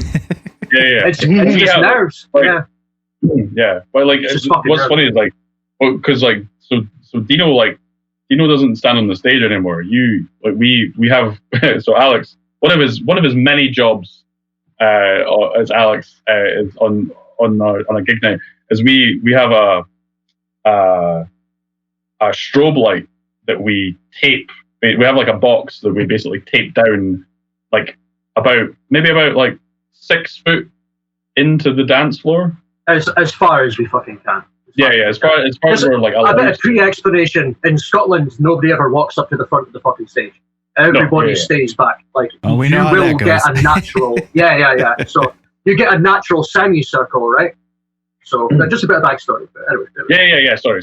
So like basically we decided like to fill that space, we were just gonna fucking put Deano in it.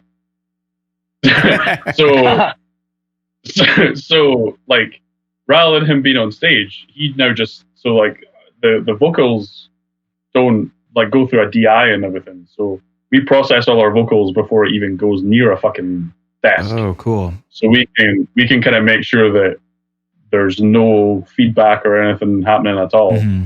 And like Deano can like be right in front of can be screaming in front of a speaker, and there's fucking nothing happening. It's just nice. That's the fucking test, man. Yeah, right. Yeah. And that is the test. That's literally me. It's funny because there's 3 sound engineers in the band, and then one person who might as well be a fucking sound engineer. So like we walk up and like we can always you get guys must know, like there's always that apprehension when you're at a new venue with the sound. You're like, who's the sound engineer going to be? Like, what are they going to be like? Right. And you came across them all. There's the dude that doesn't give a fuck. There's the dude that doesn't know what he's doing. Right. There's the dude that's fucking on it. There's a whole wide range of possibilities that you can show up to. So we show up and we're like, right, cool. Exactly. So we show up and we're like, how can we make him, no offense to the engineer, but it's just like, how can we make your side of things as little as possible? Oh, absolutely. Yeah, I'm all for that. Yeah, hell yeah. Yeah. Like, but you're working with the person. It should be a back and forth relationship with the sound engineer.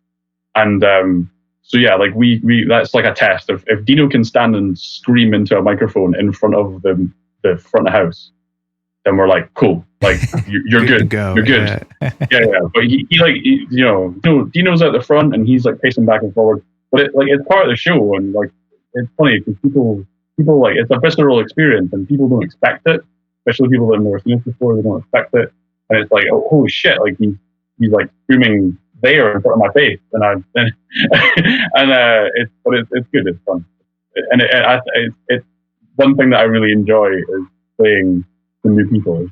I always really appreciate people that have seen us before. People that come to see us all the time, like that. Obviously, I appreciate those people so much. But I always love playing to new people because I feel like it's something a bit different, and yeah, some people are sometimes taken aback by it. Yeah, I've not been attacked yet. Not quite, yeah. Not been attacked yet. Our we mentioned earlier this band Thieves, our buddies from Chicago, and they do something similar. Rudy, the singer, is usually in the crowd, and it's fun because like. Nice. I think it's a byproduct of the fact that the other members are so big that they just can't all fit on a stage for the most part. And they're all just like the meanest looking dudes. It's like you don't want to get in the way. Like they're going to knock you out with some equipment. And then Rudy, I love and it's funny because they look like they're absolutely terrifying when they're playing. Like it's just like you don't want to go near these guys. They look like they're going to kick the shit out of you. But because I know them, they're all like the sweetest dudes on the planet. Yeah. So fucking nice. Rudy is like the funniest dude ever and is so chill and so great. But then you see him live and he's totally into it, which is great. But as a person that knows him, it's like hard for me to be like, guys, like I'm fine. I know this guy's not going to do anything, but everybody else is like terrified. And it just cracks me up, and I'm just like, I'm up front, like I don't care. I know he's not going to hit me, so I'm fine. I've had a few comments that were like quite concerning. Like somebody told me to go and get my mental health checked. That was the best one I received. That one. Somebody was like, I thought you were going to attack me, like, and like the guy was like, came up to the merch table and was like, you guys are cool, but like I thought that I did something wrong. Did like I look at you funny? And right, so you're aware of Glasgow, right? Notoriously notoriously dangerous. It's not. It's a fucking lovely place, but there is a surrounding danger there as a byproduct of poverty, mostly. There's a rough side to Glasgow. Yeah, there is always a rough side to Glasgow, and that rubs off on the normal people of Glasgow, and they seem offensive, and they seem like they're, but they're not. They're the friendliest people ever, and but they have a notoriety of being tough, right? So I go jokingly at the beginning of a show, if nobody wants to get hurt, step the fuck back, expecting everybody to just be like, what's this cunt to do? And they all moved. Like, 50 fucking Glaswegians moved for this skinny wee prick. And I'm just like, and you're telling me that I thought you were going to attack me. Like, you'll find that the most aggressive performers and the people who let go the most generally are, like, feel cathartic after shows. Yeah. And that's the way it is. I feel better after a show, after I've possibly thrown up with nerves. But, we're good. That's it. It's a cathartic thing. It's good. But, they're usually the nicest people ever. Definitely. Sorry, when you go. Oh, no. Now Jason I was just talks responding. Yeah, I do talk enough. No, I was just going to say, like, kind of linking it back to, like, rituals, like you were saying, Jason, about, like, your kind of warm up and stuff like that. For me, like, I'm certainly not doing any kind of like thrash drumming or any kind of like blast beat stuff. One really cool aspect, like one bad aspect to the fact that for years I've been like standing up is my foot game is fucked. Like, I went like about like 2 years ago. I went back to like sit down kit. And I was like, it's just like riding on a bike. And my feet were like, that's not. Oh man. So, yeah, my feet were just like what? Double pedal? Like, it was ridiculous. So it was like partly like relearning everything again. I'm like, sure, yeah. Yeah, it's kind of a wild thing. I would love to see your setup. I bet it's cool as fuck. It's good. Yeah, like we have like the rack, so that we've kind of gone beyond the bar stools and keg. We've now got like the rack. I mean, it effectively is just a standard kit. With no kick drum. Like, it's basically just that. Like, if you were to look at it, it's basically the same, just a bit higher, so I can reach. Cool. It. And I got this. I like. There's a place called, like, I don't know. You must have it over in the US. These like stores that, like, here it's like cash converters, but it's basically stores where you can like sell stuff to them, and then they have a shop where they sell it all. But it's like kind of like a pawn shop. Pawn shop. Yeah. Okay. Yeah, we got them. Yeah. Like, kind of shit. There's a big chain in the UK called Cash Converters, and I every now and then pop in because sometimes like there's some really cool like drum stuff in there, whether it be like cheap ass cymbals or stuff. Mm-hmm. But what's great is if the people that are in the store don't know anything about drums, which is quite often, you can get some really good stuff really cheap. Sure. But I got this converted snare, which is like fucking that deep. It's actually 9.5. Holy shit! It's actually a tom. It's because it's a conversion. Okay. So it's cool. It's actually a tom shell. I think it's a 13 by 9.5. Yes, 13 by 9.5 Pearl. 13 by 9 Tama shell, but with Pearl hardware converted snare, and it sounds like a fucking shotgun. Oh, like, sure. I bet it does. I bet that sounds awesome. But like, as an added bonus, it gives me the height when I'm standing up. Like, I don't. Yeah, there you go. You know, I get the height in there. But yeah, it sounds like a fucking shot, and I got it for like £20, which I think is like in dollars is like I don't even know what the conversion is, but it's don't not worry too about far it. off. Like, it's 20, we don't know either. It's like $25, $30 or something. Like, it's nothing. like, and it was really cool. So like we got that. So the whole thing's it just looks like a standard kit, but it's all in the hand. So my ritual, or like my kind of like pre-gig kind of warm up is a lot of kind of like stretches with like my arms and kind of my whole body, because there's a lot of like moving around. And what's quite nice is to be quite free to like move around the stage, to do different stuff. To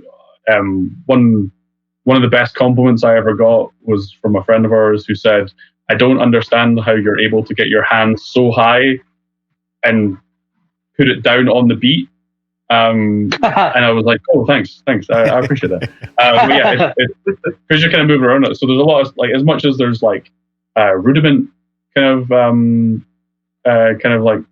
rules and kind of like practicing, there's a lot of kind of stretching and stuff with, because there's just so it's very body orientated. Sure, definitely. Yeah, that's awesome, man. Fun and games. Yeah. The kid's quite interested in the mic up when you take it to sound engineers, because they're like, "How many toms?" And they're like, "No, don't think about it like that." Like, we need to, one of them's a kick drum. Like, I guess one of the best ways to explain it would be like when you're playing certain sections, you're playing a tribal percussion kit, right? So you're going between like your resonant toms, because you've got like 2 resonant toms, and your main thumpy tom, along with the kick drum or whatever percussion is going along with our track, right? Mm-hmm. But then on other sections, you need sort of traditional drums. So you'll be going your right hand being the normal cymbal hand, but your left hand becoming the kick drum. So Damien needs to go between his right hand being the kick drum on one section, and then his left hand being a kick drum on another. Oh. So it's like I've forced Damien to forget about his feet and become ambidextrous. Wow. I can't imagine playing like that. That's wild. It's fun. Developed for years, I think, definitely. Like, it's cool. Some of it's really just quite simple. A lot of it's just kind of keeping the beat. But it's quite nice to kind of have points to be able to kind of roll around the kit and kind of do different stuff. And and I think on stage as well, it just kind of has a bit of a presence. I mean, when there is only 3 of us, it kind of, and you've not got, like other bands, you've not got like a guitarist up the front kind of doing a solo. Like, there needs to be something else on the stage. But as we know, Jason, everyone just watches the drummer anyway. So yeah, duh. Obviously. Yeah, no brainer. No one gives a shit about anything else. So. Yep. Damien, you'll have to check out. There's this band.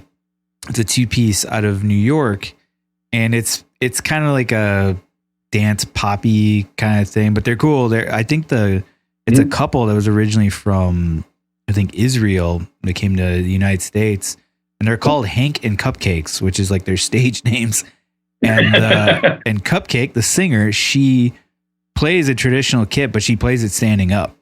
And but I think she has a bit of an advantage on you because she's like maybe 5'1", so real tiny, so it's easy for her to sit, stand behind the kit. And but yeah, that's the only other I've ever seen somebody play that style where they're standing up on a kit. Pretty funny. But there's that. Do you remember the music video for The Black Page by Animosity, where Naveen does that like scale and he stands up for the fill and he does the spin. I don't know if he's really, it looks like it's accurate, but he's not. It's pretty cool. The kick drum's like still going and he's still spinning. It's like, nah, it's not working like that. It was really cool though. It was a sick move. Yeah. Do you, just as a side, do you get annoyed at music videos when it does cuts where quite clearly people in the band aren't playing that section of the song? I hate that more than anything. It's such a pet peeve. Yeah, it's such a bummer. Oh man. Yeah. I guess it doesn't bum me out, but I always wonder how many people notice it. Like, I wonder if there's not musicians watching it. I'm like, wow, I wonder if they know that is like legit or not. Like, do they know that? Like, can they tell that, or do they just think it's a drummer? Like, oh, he's playing the part, but it's clearly like, he's playing like halftime, and the song's like, what? Yeah. Well, that's the thing. It's like in I think it's more obvious with drummers Like with guitarists, it's like unless you know what the chords are that they're playing on a fretboard, you can't really tell. Whereas with drummers, so many times you're hearing a fill, and the drummer's still like just doing the beat. Yeah, I'm like, what the hell's going on? Yeah. You're like, come on, man! Like, at least, just, you don't need to be looking at him at that point. Come on. Pretty much. Hell yeah. But I think just that, like, I think you can always tell, like, when there's quite clearly the person who's like doing the video edit has some sort of clear idea about music, and then when they just some of them are like kind of on point, and some of them are like they're kind of what are they thinking? And then there are other times you're like, you just don't give a shit. You're just like, his face looks nice and like, you know, that bit. Looks like, good. Yeah. Well, Jason's pretty fortunate. Like, so in his band Warforged, his vocalist Adrian is an amazingly talented individual, and he actually essentially shot what was a movie for their entire album, and it was a very impressive effort, and it looks amazing. And there's a lot of like, there's none of the like, oh, this is off, because the guy knows these songs inside and out, which is great. And but yeah, if you guys want to see something really cool, like definitely check out that video. I mean, it's essentially a movie, and it's awesome, and the guys did a great job with it. And Adrian is an amazing person, and I couldn't believe he did it. It was just like hearing the idea, you're just like, that sounds utterly insane. Like, it's just like, that's so much work. And I helped with some of it too. They shot some of my workshop where I'm at, and helped build stuff for this to help him get the shots that he wanted, which is, for me, that was a ton of fun. And yeah, it's cool. It's an amazing effort. And I can't think of too many bands, if any, that have ever done something like that. Right. Like, I don't know. We just wanted to do like a visual. We wanted to do like a music video for every song. We wanted to have like a visual representation for it. And then we were just like, oh, let's do the whole album. So it ended up being like, I can't even believe we did it. We got it all done in the time that we did it with. But there was definitely many times in the songs where it is like playing footage where like I would hit something wrong and I'm like, nope, we got to do it again. Like, we got to do it again. So it looks like I played the actual song. You'll know every fucking time. Yeah, every time. Exactly. Yeah. Oh man, I hate shooting music videos too. It's such like, it's such a pain. You don't like playing the same thing over and over and over again? No. And then like, you know, like I'm doing like windmill. I'm doing like windmill headbangs, and it's like, you know, live, like I play with in-ear monitors because we play with like a click. And I'm just like, I don't swing my head around that live because my shit would fall out. Like, it would fly out of my ears. Like, by the time we're done with like a music video the next day, I'm like, I can't even feel my neck. You're fucking shot. I'm just like, yeah. It's the worst. We've not shot a music video yet. And whatever we do, it's going to have to hold up to the expectations that we've set. And I am fucking dreading that. What else can we do that would be like, oh, that was adventurous of them? Like, right? Yeah. I mean, it's a dying art now, though. Like, you know, everything's like streaming and everything's kind of things like I think kind of like the 80s was like probably the height of music, like, you know, the whole like MTV thing, like the height of music videos. Like they were pumping mega money. Oh, absolutely. Into like music record labels could, you know, and it was definitely a medium they could afford it. That people, it's the best way to advertise, really, you know. Exactly. Now I mean these days when metal bands do it, it's like, you know, it's like they have to fund it themselves, you know, like next to no it's budget. Like, oh, do you guys have enough money to do it? Like, if you can, great. Well, there's so much. I think when you see some bands who still want to do like top quality like music videos, and it's just like I think almost like now, because it's such a rarity, it's like you're kind of taken back by it. Like one of my all time kind of influential bands is like Rammstein. I've seen them I've seen them 6 times, like. And certainly, like, with regards to like kind of stage presence and stage show, like, they're phenomenal. But like their music videos are amazing, and they still, like, to this day, like the newest album that came out, like they had like some big fucking film director do like one of their videos and stuff, and it was like 10 minutes long, and there was a big intro and outro to it and stuff, and it was just like, it was cool. And I was like, I appreciate that art, like and it's almost like expanding on the song that you have as well, like definitely to kind of take a song that maybe is like 3.5-4 minutes long and turn it into this like 10-minute epic. It sort of gives this like different element to it as well, which I'm a big film goer as well, so like I always appreciate kind of this a visual kind of representation of what it is that you're doing. And I think it's a dying art, and I think it's a shame that people do it as much as they should.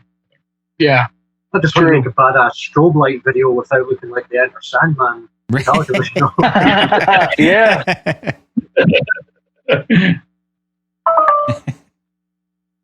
Yeah.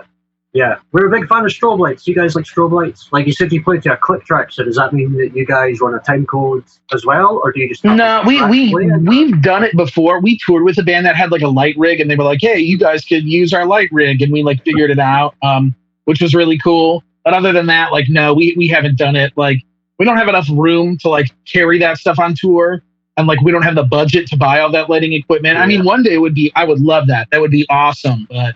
Well, for you guys, definitely you also use it as a way of switching channels on amps and stuff too, which is awesome. Yeah. Which is something I've been doing now for my other band, Something Is Waiting, because I play guitar and bass. And so before it was a lot of tap dancing, and it's like, holy shit, I'm not good enough to do that.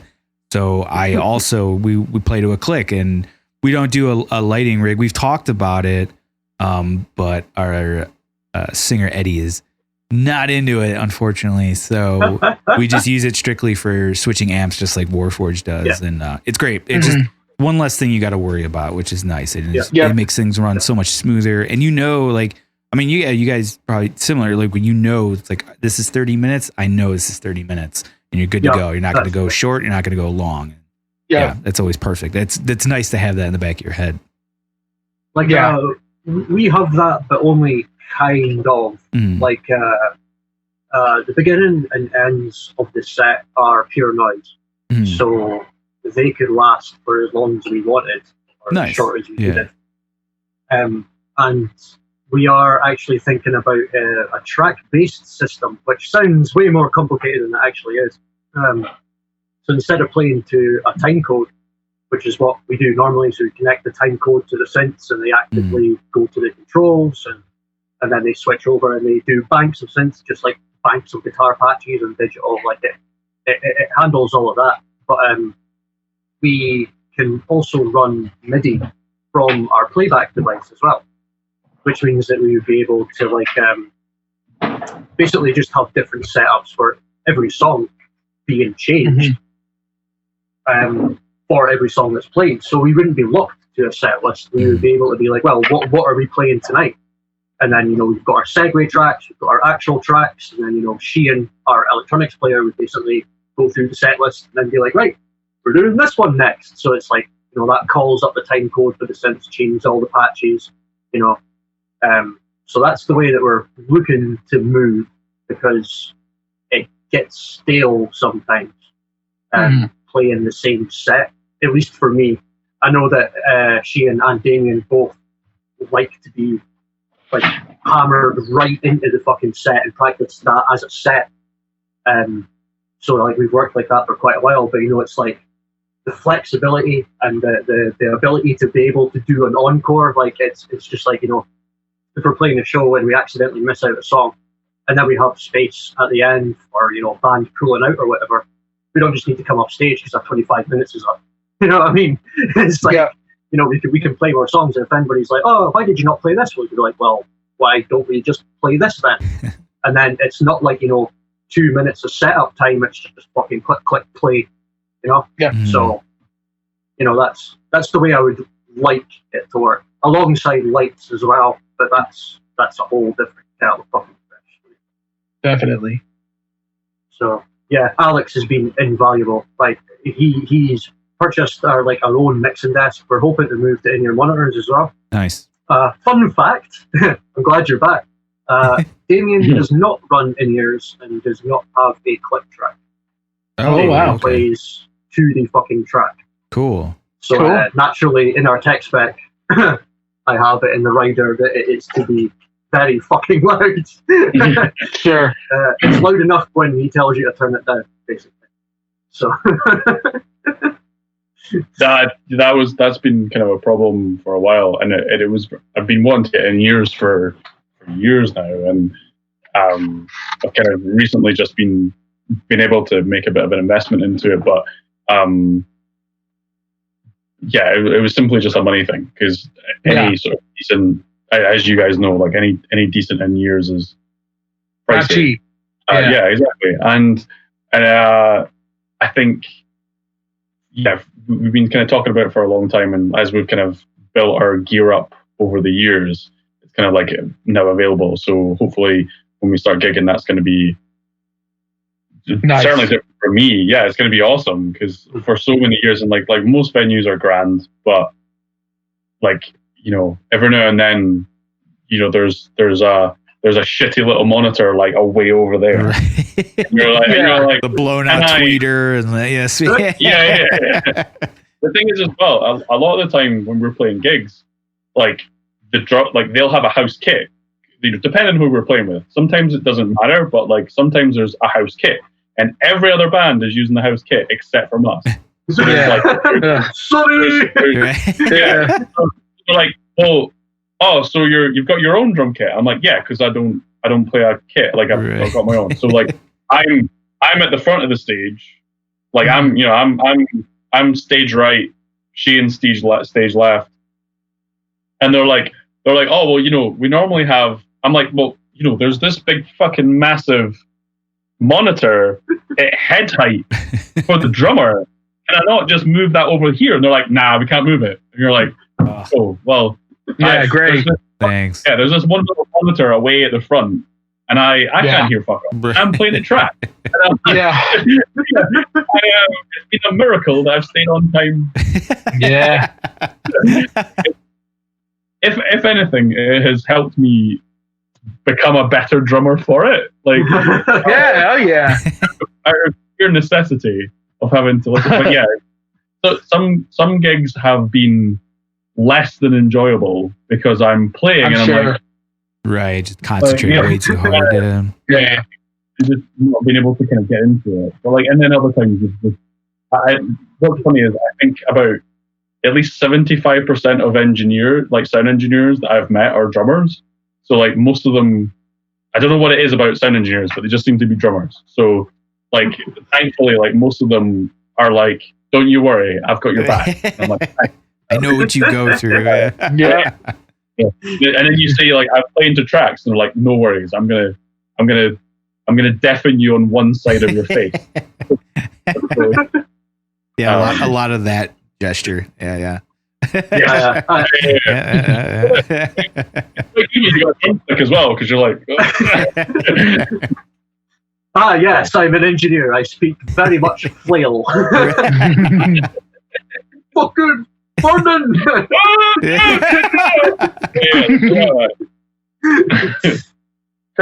let's face it, as a drummer, sound check means fuck all. Yeah. Let's just put it out there. Sound check to a drummer doesn't matter at all. You're simply there to help the other members in the band. Pretty much, yeah. Time, yeah. Yeah. It's not until you hit that first fucking beat and you're like, oh, I can't hear shit at all. This sounds like nothing like sound check. Awesome. Here we go. Yep. That's always a blast.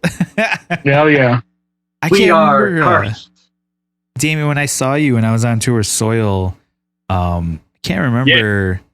There was one gig that we did. I can't even remember what fucking country or city we were in, but they had a monitors guy and a front of house guy.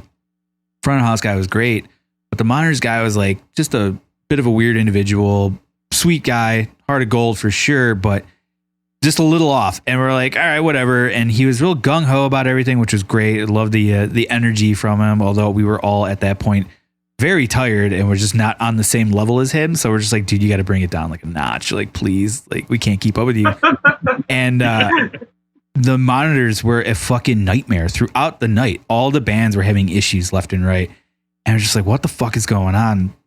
And I just remember while Wednesday 13 was going on, my buddy Luke, who's their tech, I walk over to him and I was like, how's it going? He goes, dude, these monitors are a fucking nightmare. And I was like, well, what's going on with this guy? He's like, I don't know. He's like, anytime you tell him to turn something up, he turns up the wrong thing. You tell and puts in the wrong monitor, and like all hell is breaking loose. And finally the guitar player was like signaled over to Luke, just like, something horrendous happened in this monitor that we need to fix now.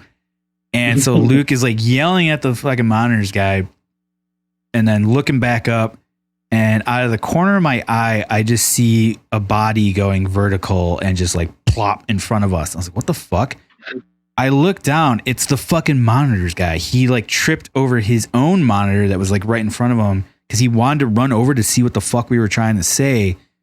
Just ate it hard, just goes flying over it, and we're like, holy shit. We help him up. Luke's like, what are you doing? And he's like, what's going on? What's wrong with the body? He's like, he's like, it's all fucked. He's like, I'm trying to tell you need to go back to however you just had it. And he's like, all right. Runs back, and finally things are back in order. And I noticed that throughout the night, he was always on a laptop. And at first we all thought like, oh, he's just fucking off on like Facebook or something. And got a closer look, and it turned out it was actually the manual for the board that he was using, and it was like his first week using this board, and was completely unprepared for this, this massive tour package. And I was like, oh, I feel so bad, but at the same time, like, what the fuck? Like, how did this happen? But like we said, there's a lot of variables that go into being in a band, and Lord knows what you're going to run into on the road, and that was definitely one of those situations where like, all right, this is it. This is what we have to deal with. I have such a respect for monitoring engineers. I really do. Like, as a front house engineer in a local venue that doesn't have a co-engineer or monitoring engineer, it's like, I've got a mix to deal with, a stereo mix that I've got to make sound really good. And then once my job's done, my job's pretty much done in this age. Digital desks, recall, it's fucking great, right? So the monitoring engineer, though, he's got to do like 5, 6 good mixes. Right? Yeah, no, it's a lot of work for sure. Yeah, and those mixes need to be dynamic, shall we say, because everybody falls prey to it's been too loud in my ears, and now I can't hear it properly because I've gotten used to how loud it is. So now I need more. And you turn around and you do that, and then there's this. It's keeping track of one mix is just enough for me. Monitoring engineers keeping track of 5 or 6 at the same time, and and they get a harsh time. They get a harsh time in sound check as well, man. Yeah, they're just like. I try to be so nice to those dudes because I know it sucks. It's not an easy gig because, like you said, you're dealing with basically 5 to 6 mixes, and then that's per band. So realistically, you're doing like 30 mixes in a night. It's just like, whoa. So yeah, I try to be nice to all the crew. It's as much as you can. Yeah, I mean, saying that we're overworked is an understatement, but it's. You love it. You have to keep doing it. Like as you said, like there's a reason that you're musicians. There's a reason that engineers are engineers. Mm-hmm. Yeah, most of the time. Like the whole thing of like engineers are just failed musicians. Like that era is definitay over. There are people that aren't musicians that are great fucking engineers. Oh yeah, absolutely. There we go. It's not an exclusive club anymore. You know what I mean? That's anybody can be an engineer nowadays. You don't need to know like a tremendous amount, and you can get software and you can teach yourself. And most engineers are self-taught as well. It's fucking great. Oh yeah.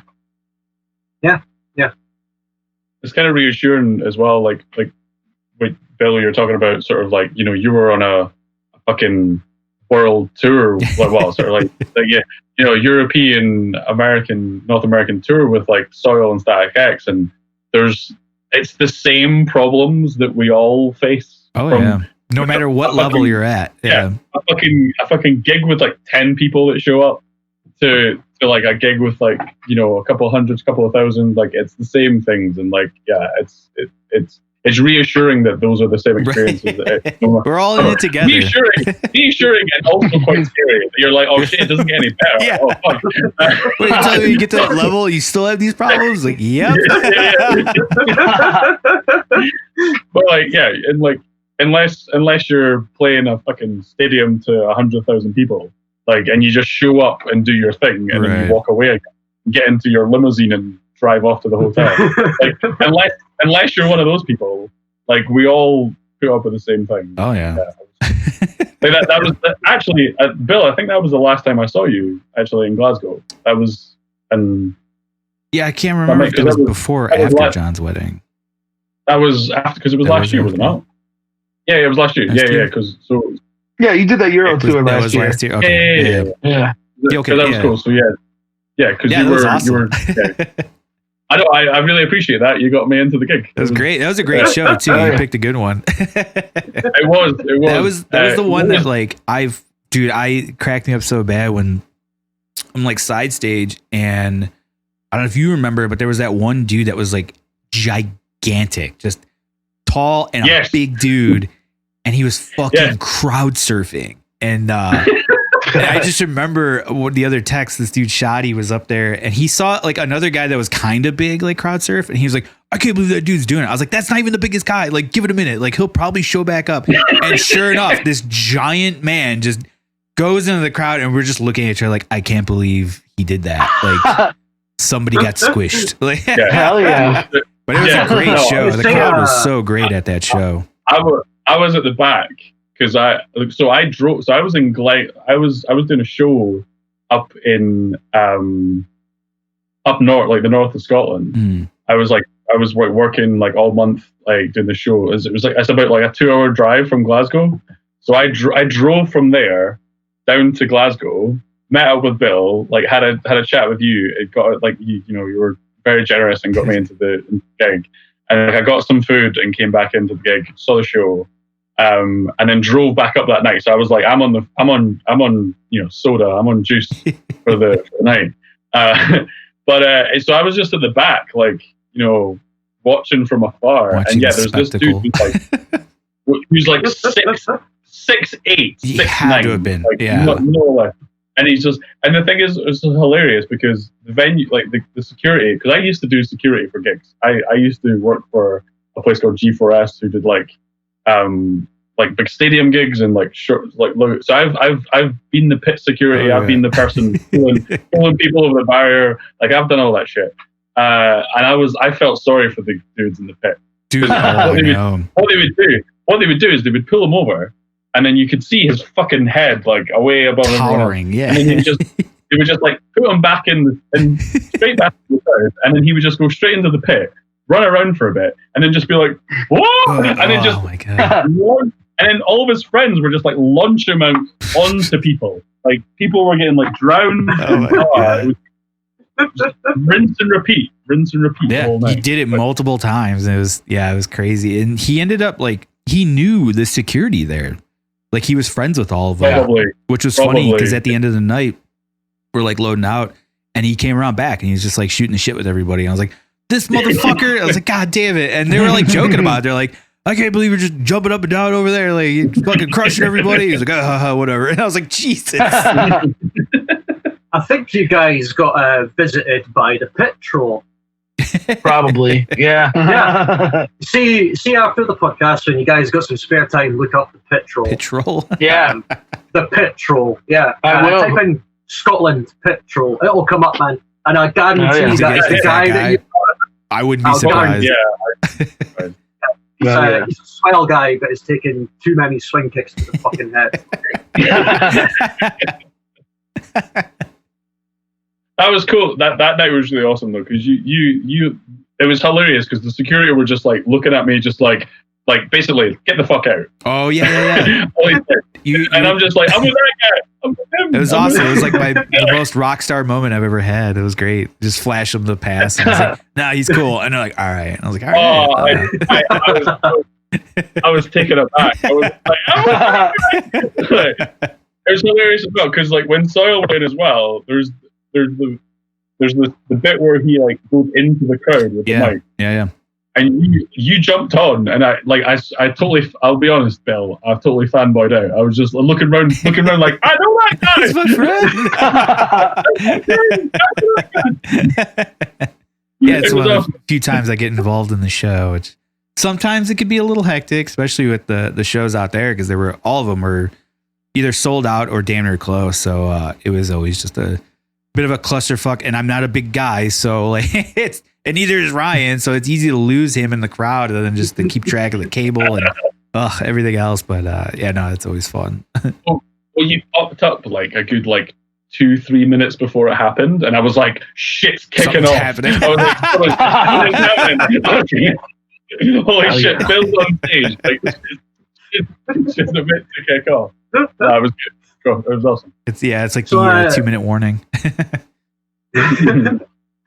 So you were a guitar tech for Soil, was that right? Yeah. Yeah, I mostly for them for the most part. Every once in a while, I do tech for this band Nonpoint that's from here, and I've been doing that for a while now. I think like 7 or 8 years, maybe even longer. I'm not entirely sure. And that was my first European run with them. I was supposed to do it the year before, but stuff got kind of messed up and timing was all off, and I was unable to do it. So, but it worked out this time, and I'm glad that it did because, they every year they come to Europe, and so I was like, oh sweet, I'll probably be doing it again next year. But then obviously with COVID, it's an issue. So I think fingers crossed next year I'll be back out there, and it'd be a lot of fun because it was a blast. It's definitely different over there than here, especially with Soil.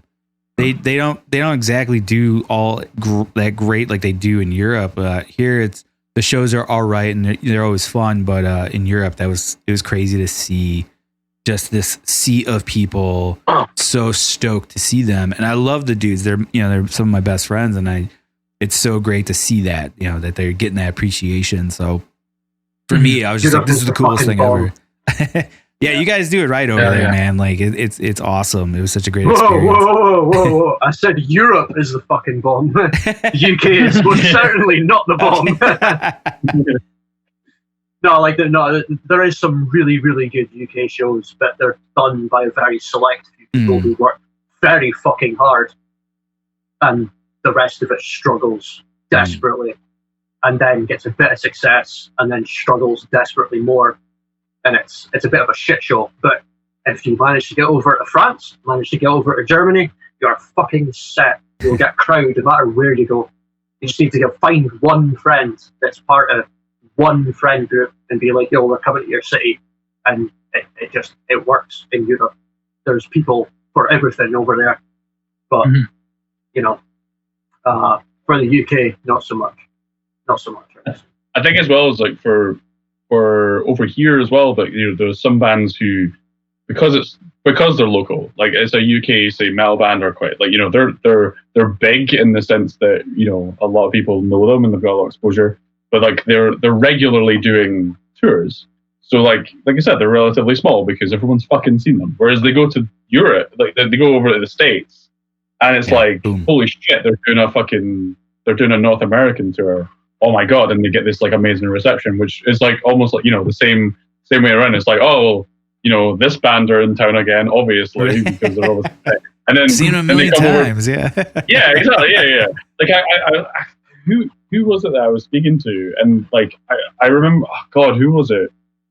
I can't remember. It was like someone like Korn or System of a Down or something, and I was like, man, I would love to see them, and they were like, yeah, I've seen them like 3-4 times, and you're like, fuck you. Like, they like never do a tour over here. They do like one show, and like, and one thing that's frustrating here is that like because Scotland is so small, I think a lot of people don't really realize just how small Scotland is that even when bands do come over to the UK, a lot of the time they just do like a London. They just do London, or they do like London and Manchester, or something like.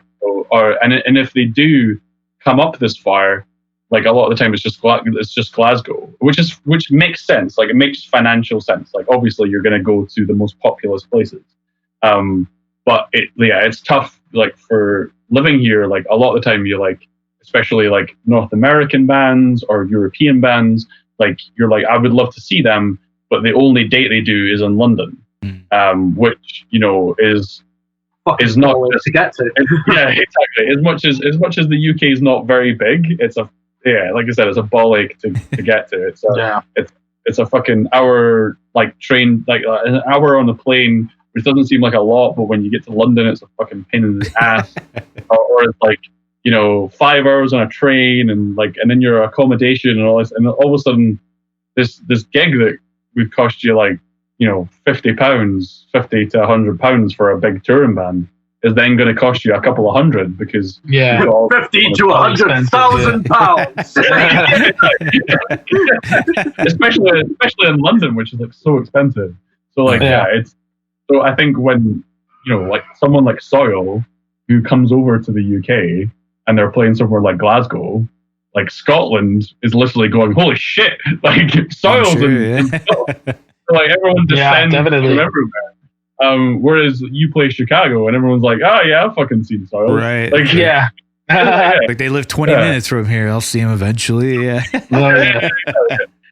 I've already seen them. We definitely. I've already seen them. Pretty jazzed when other bands from other countries come through, because it's very difficult for either direction, and to get bands in and out, and visas are always such a fucking headache. And how many horror stories have you heard where it's like, oh, band was going to come, but then, visas didn't go through or this or that. And so, yeah, I mean, it is exciting, even like you said, even though probably in their hometown, it's like, it's that band, they're cool. And meanwhile, we're just like, this is the greatest thing ever. Well, when you want to put Nightmare Frequency on at Chicago. Absolutely. Hell yeah. We'll be there, Be great. Hell yeah. Hopefully there'll be a crowd. I know a perfect place for you guys as well. There's a great, really cool fucking shed in the middle of nowhere. So no. There's this place called The Exit. It's a great. It kind of started out more like a punk bar, but then they do have these industrial nights, and I've been to a few that it's an absolute blast, and like they do shows there, and like it's a ton of fun, and I think that'd actually be pretty cool for you guys to. Experience show there for sure. But even the other venues, like I think you guys would do very well in. And like I said, we have no problem playing with bands of all genres. So like, come over. If we could come on over and we'll play with you guys. It'd be awesome. Hell yeah. Definitely. Yes. That would be an absolute pleasure. I think obviously, like for us, like we. Like gear is like obviously always the problem. Yeah. But I think, well, I don't want to think about that. I was happy thinking about going over. Let's fucking talking logistics already. Fuck that shit. We'll hook you up with a backline. That's not a problem. It's the backline. Oh, you'll regret those words, sir. That's fine. I build most of my own stuff, so you guys will be all right. Yeah.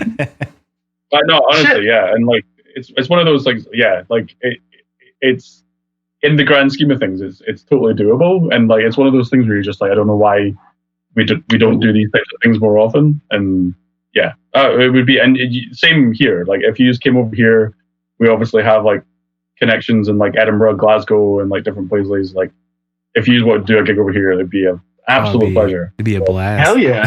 Use up and we'll sort you out. Don't worry. Fuck yeah. Well, sweet. Should we wrap it up, guys? Yeah, we probably should. The guys are going to be practicing pretty soon, so cool. I'm probably holding them up actually right now. Oh shit! All right, well, cool. Thank you guys. This is awesome. Obviously, you want to Thank plug the new album. For having us. Yeah. We're so Bandcamp is a great place to find it and buy the album as well. Any other Nightmare Frequency? Cool. Nightmare Frequency. No Guts, No Gods is the new album. You can get it on Bandcamp. It's a pay what you want, so you can stream it, you can download it, you can pay for it. It's whatever you want. So hell yeah. We appreciate Everybody is struggling right now, so don't fucking pay for it if you can't fucking afford it. Just download it and enjoy the fucking madness. Pass it along. Hell yeah. Well, thank you so much for having us on, man. Thanks for coming on, guys. Yeah, this is so This cool. is awesome. Cool. And hell yeah, dudes. We'll see you over in Scotland at some point. Yes, like I said, I absolutely loved Scotland the 2 times I've been out there, and it's beautiful. It's absolutely beautiful, and it was just the most fun I had on my trips were being in Scotland. Like, you guys are great people to hang out with. It's always a blast. Yeah. And I love it when you come here, so it's great. So hopefully, I don't know who's next to get married. We can all get together again. I guess it would be Sean. You are all welcome. Come Fuck over. yeah, that'd be great. Any of your friends want to come over, I'll show them around. Fuck yeah. Sweet. Jason, you got anything to plug? Nothing other than the usual. Roman Ring. We got CDs. Check them out on Bandcamp. Check out Nightmare Frequency on Bandcamp. If you got the cash, help us out. We'd appreciate it. That's pretty much it. Fuck yeah. Same thing for me. Roman Ring and Something Is Waiting. Everybody check that stuff out. But yes, thank you guys again so much. This is awesome. I think you guys are going to be the reigning champs as far as furthest distance we've ever had a guest on. So it'll be a while before we beat this one. So this is cool that we made this happen. So thank you guys again so much. Appreciate it. And I guess have a good rest of your night, right? Yeah. That's great. I mean, we're us two are like half cut now already. Yeah. So it's fine. Nice. You had a good start then. have a good the rest of the day, all right? Yeah, and have a happy New Year's, guys. And see you guys. Like I said, hopefully 2021 is a lot better for the rest of us. So fingers crossed, and it's all uphill from here. Hell yeah. Later. See you guys. Take it easy, guys. Bye. Bye. Bye. All right, everybody, thank you so much for checking out this week's episode with Nightmare Frequency. Please give them a listen. Check them out on Bandcamp, like they said. And like I said, I hope you loved the episode. We'll see you guys next week. And if you can, please like, subscribe, comment, whatever you can do. Please help out the show. We love it when you guys say anything to us outside of it. So, yeah, have a good one. Bye, everybody.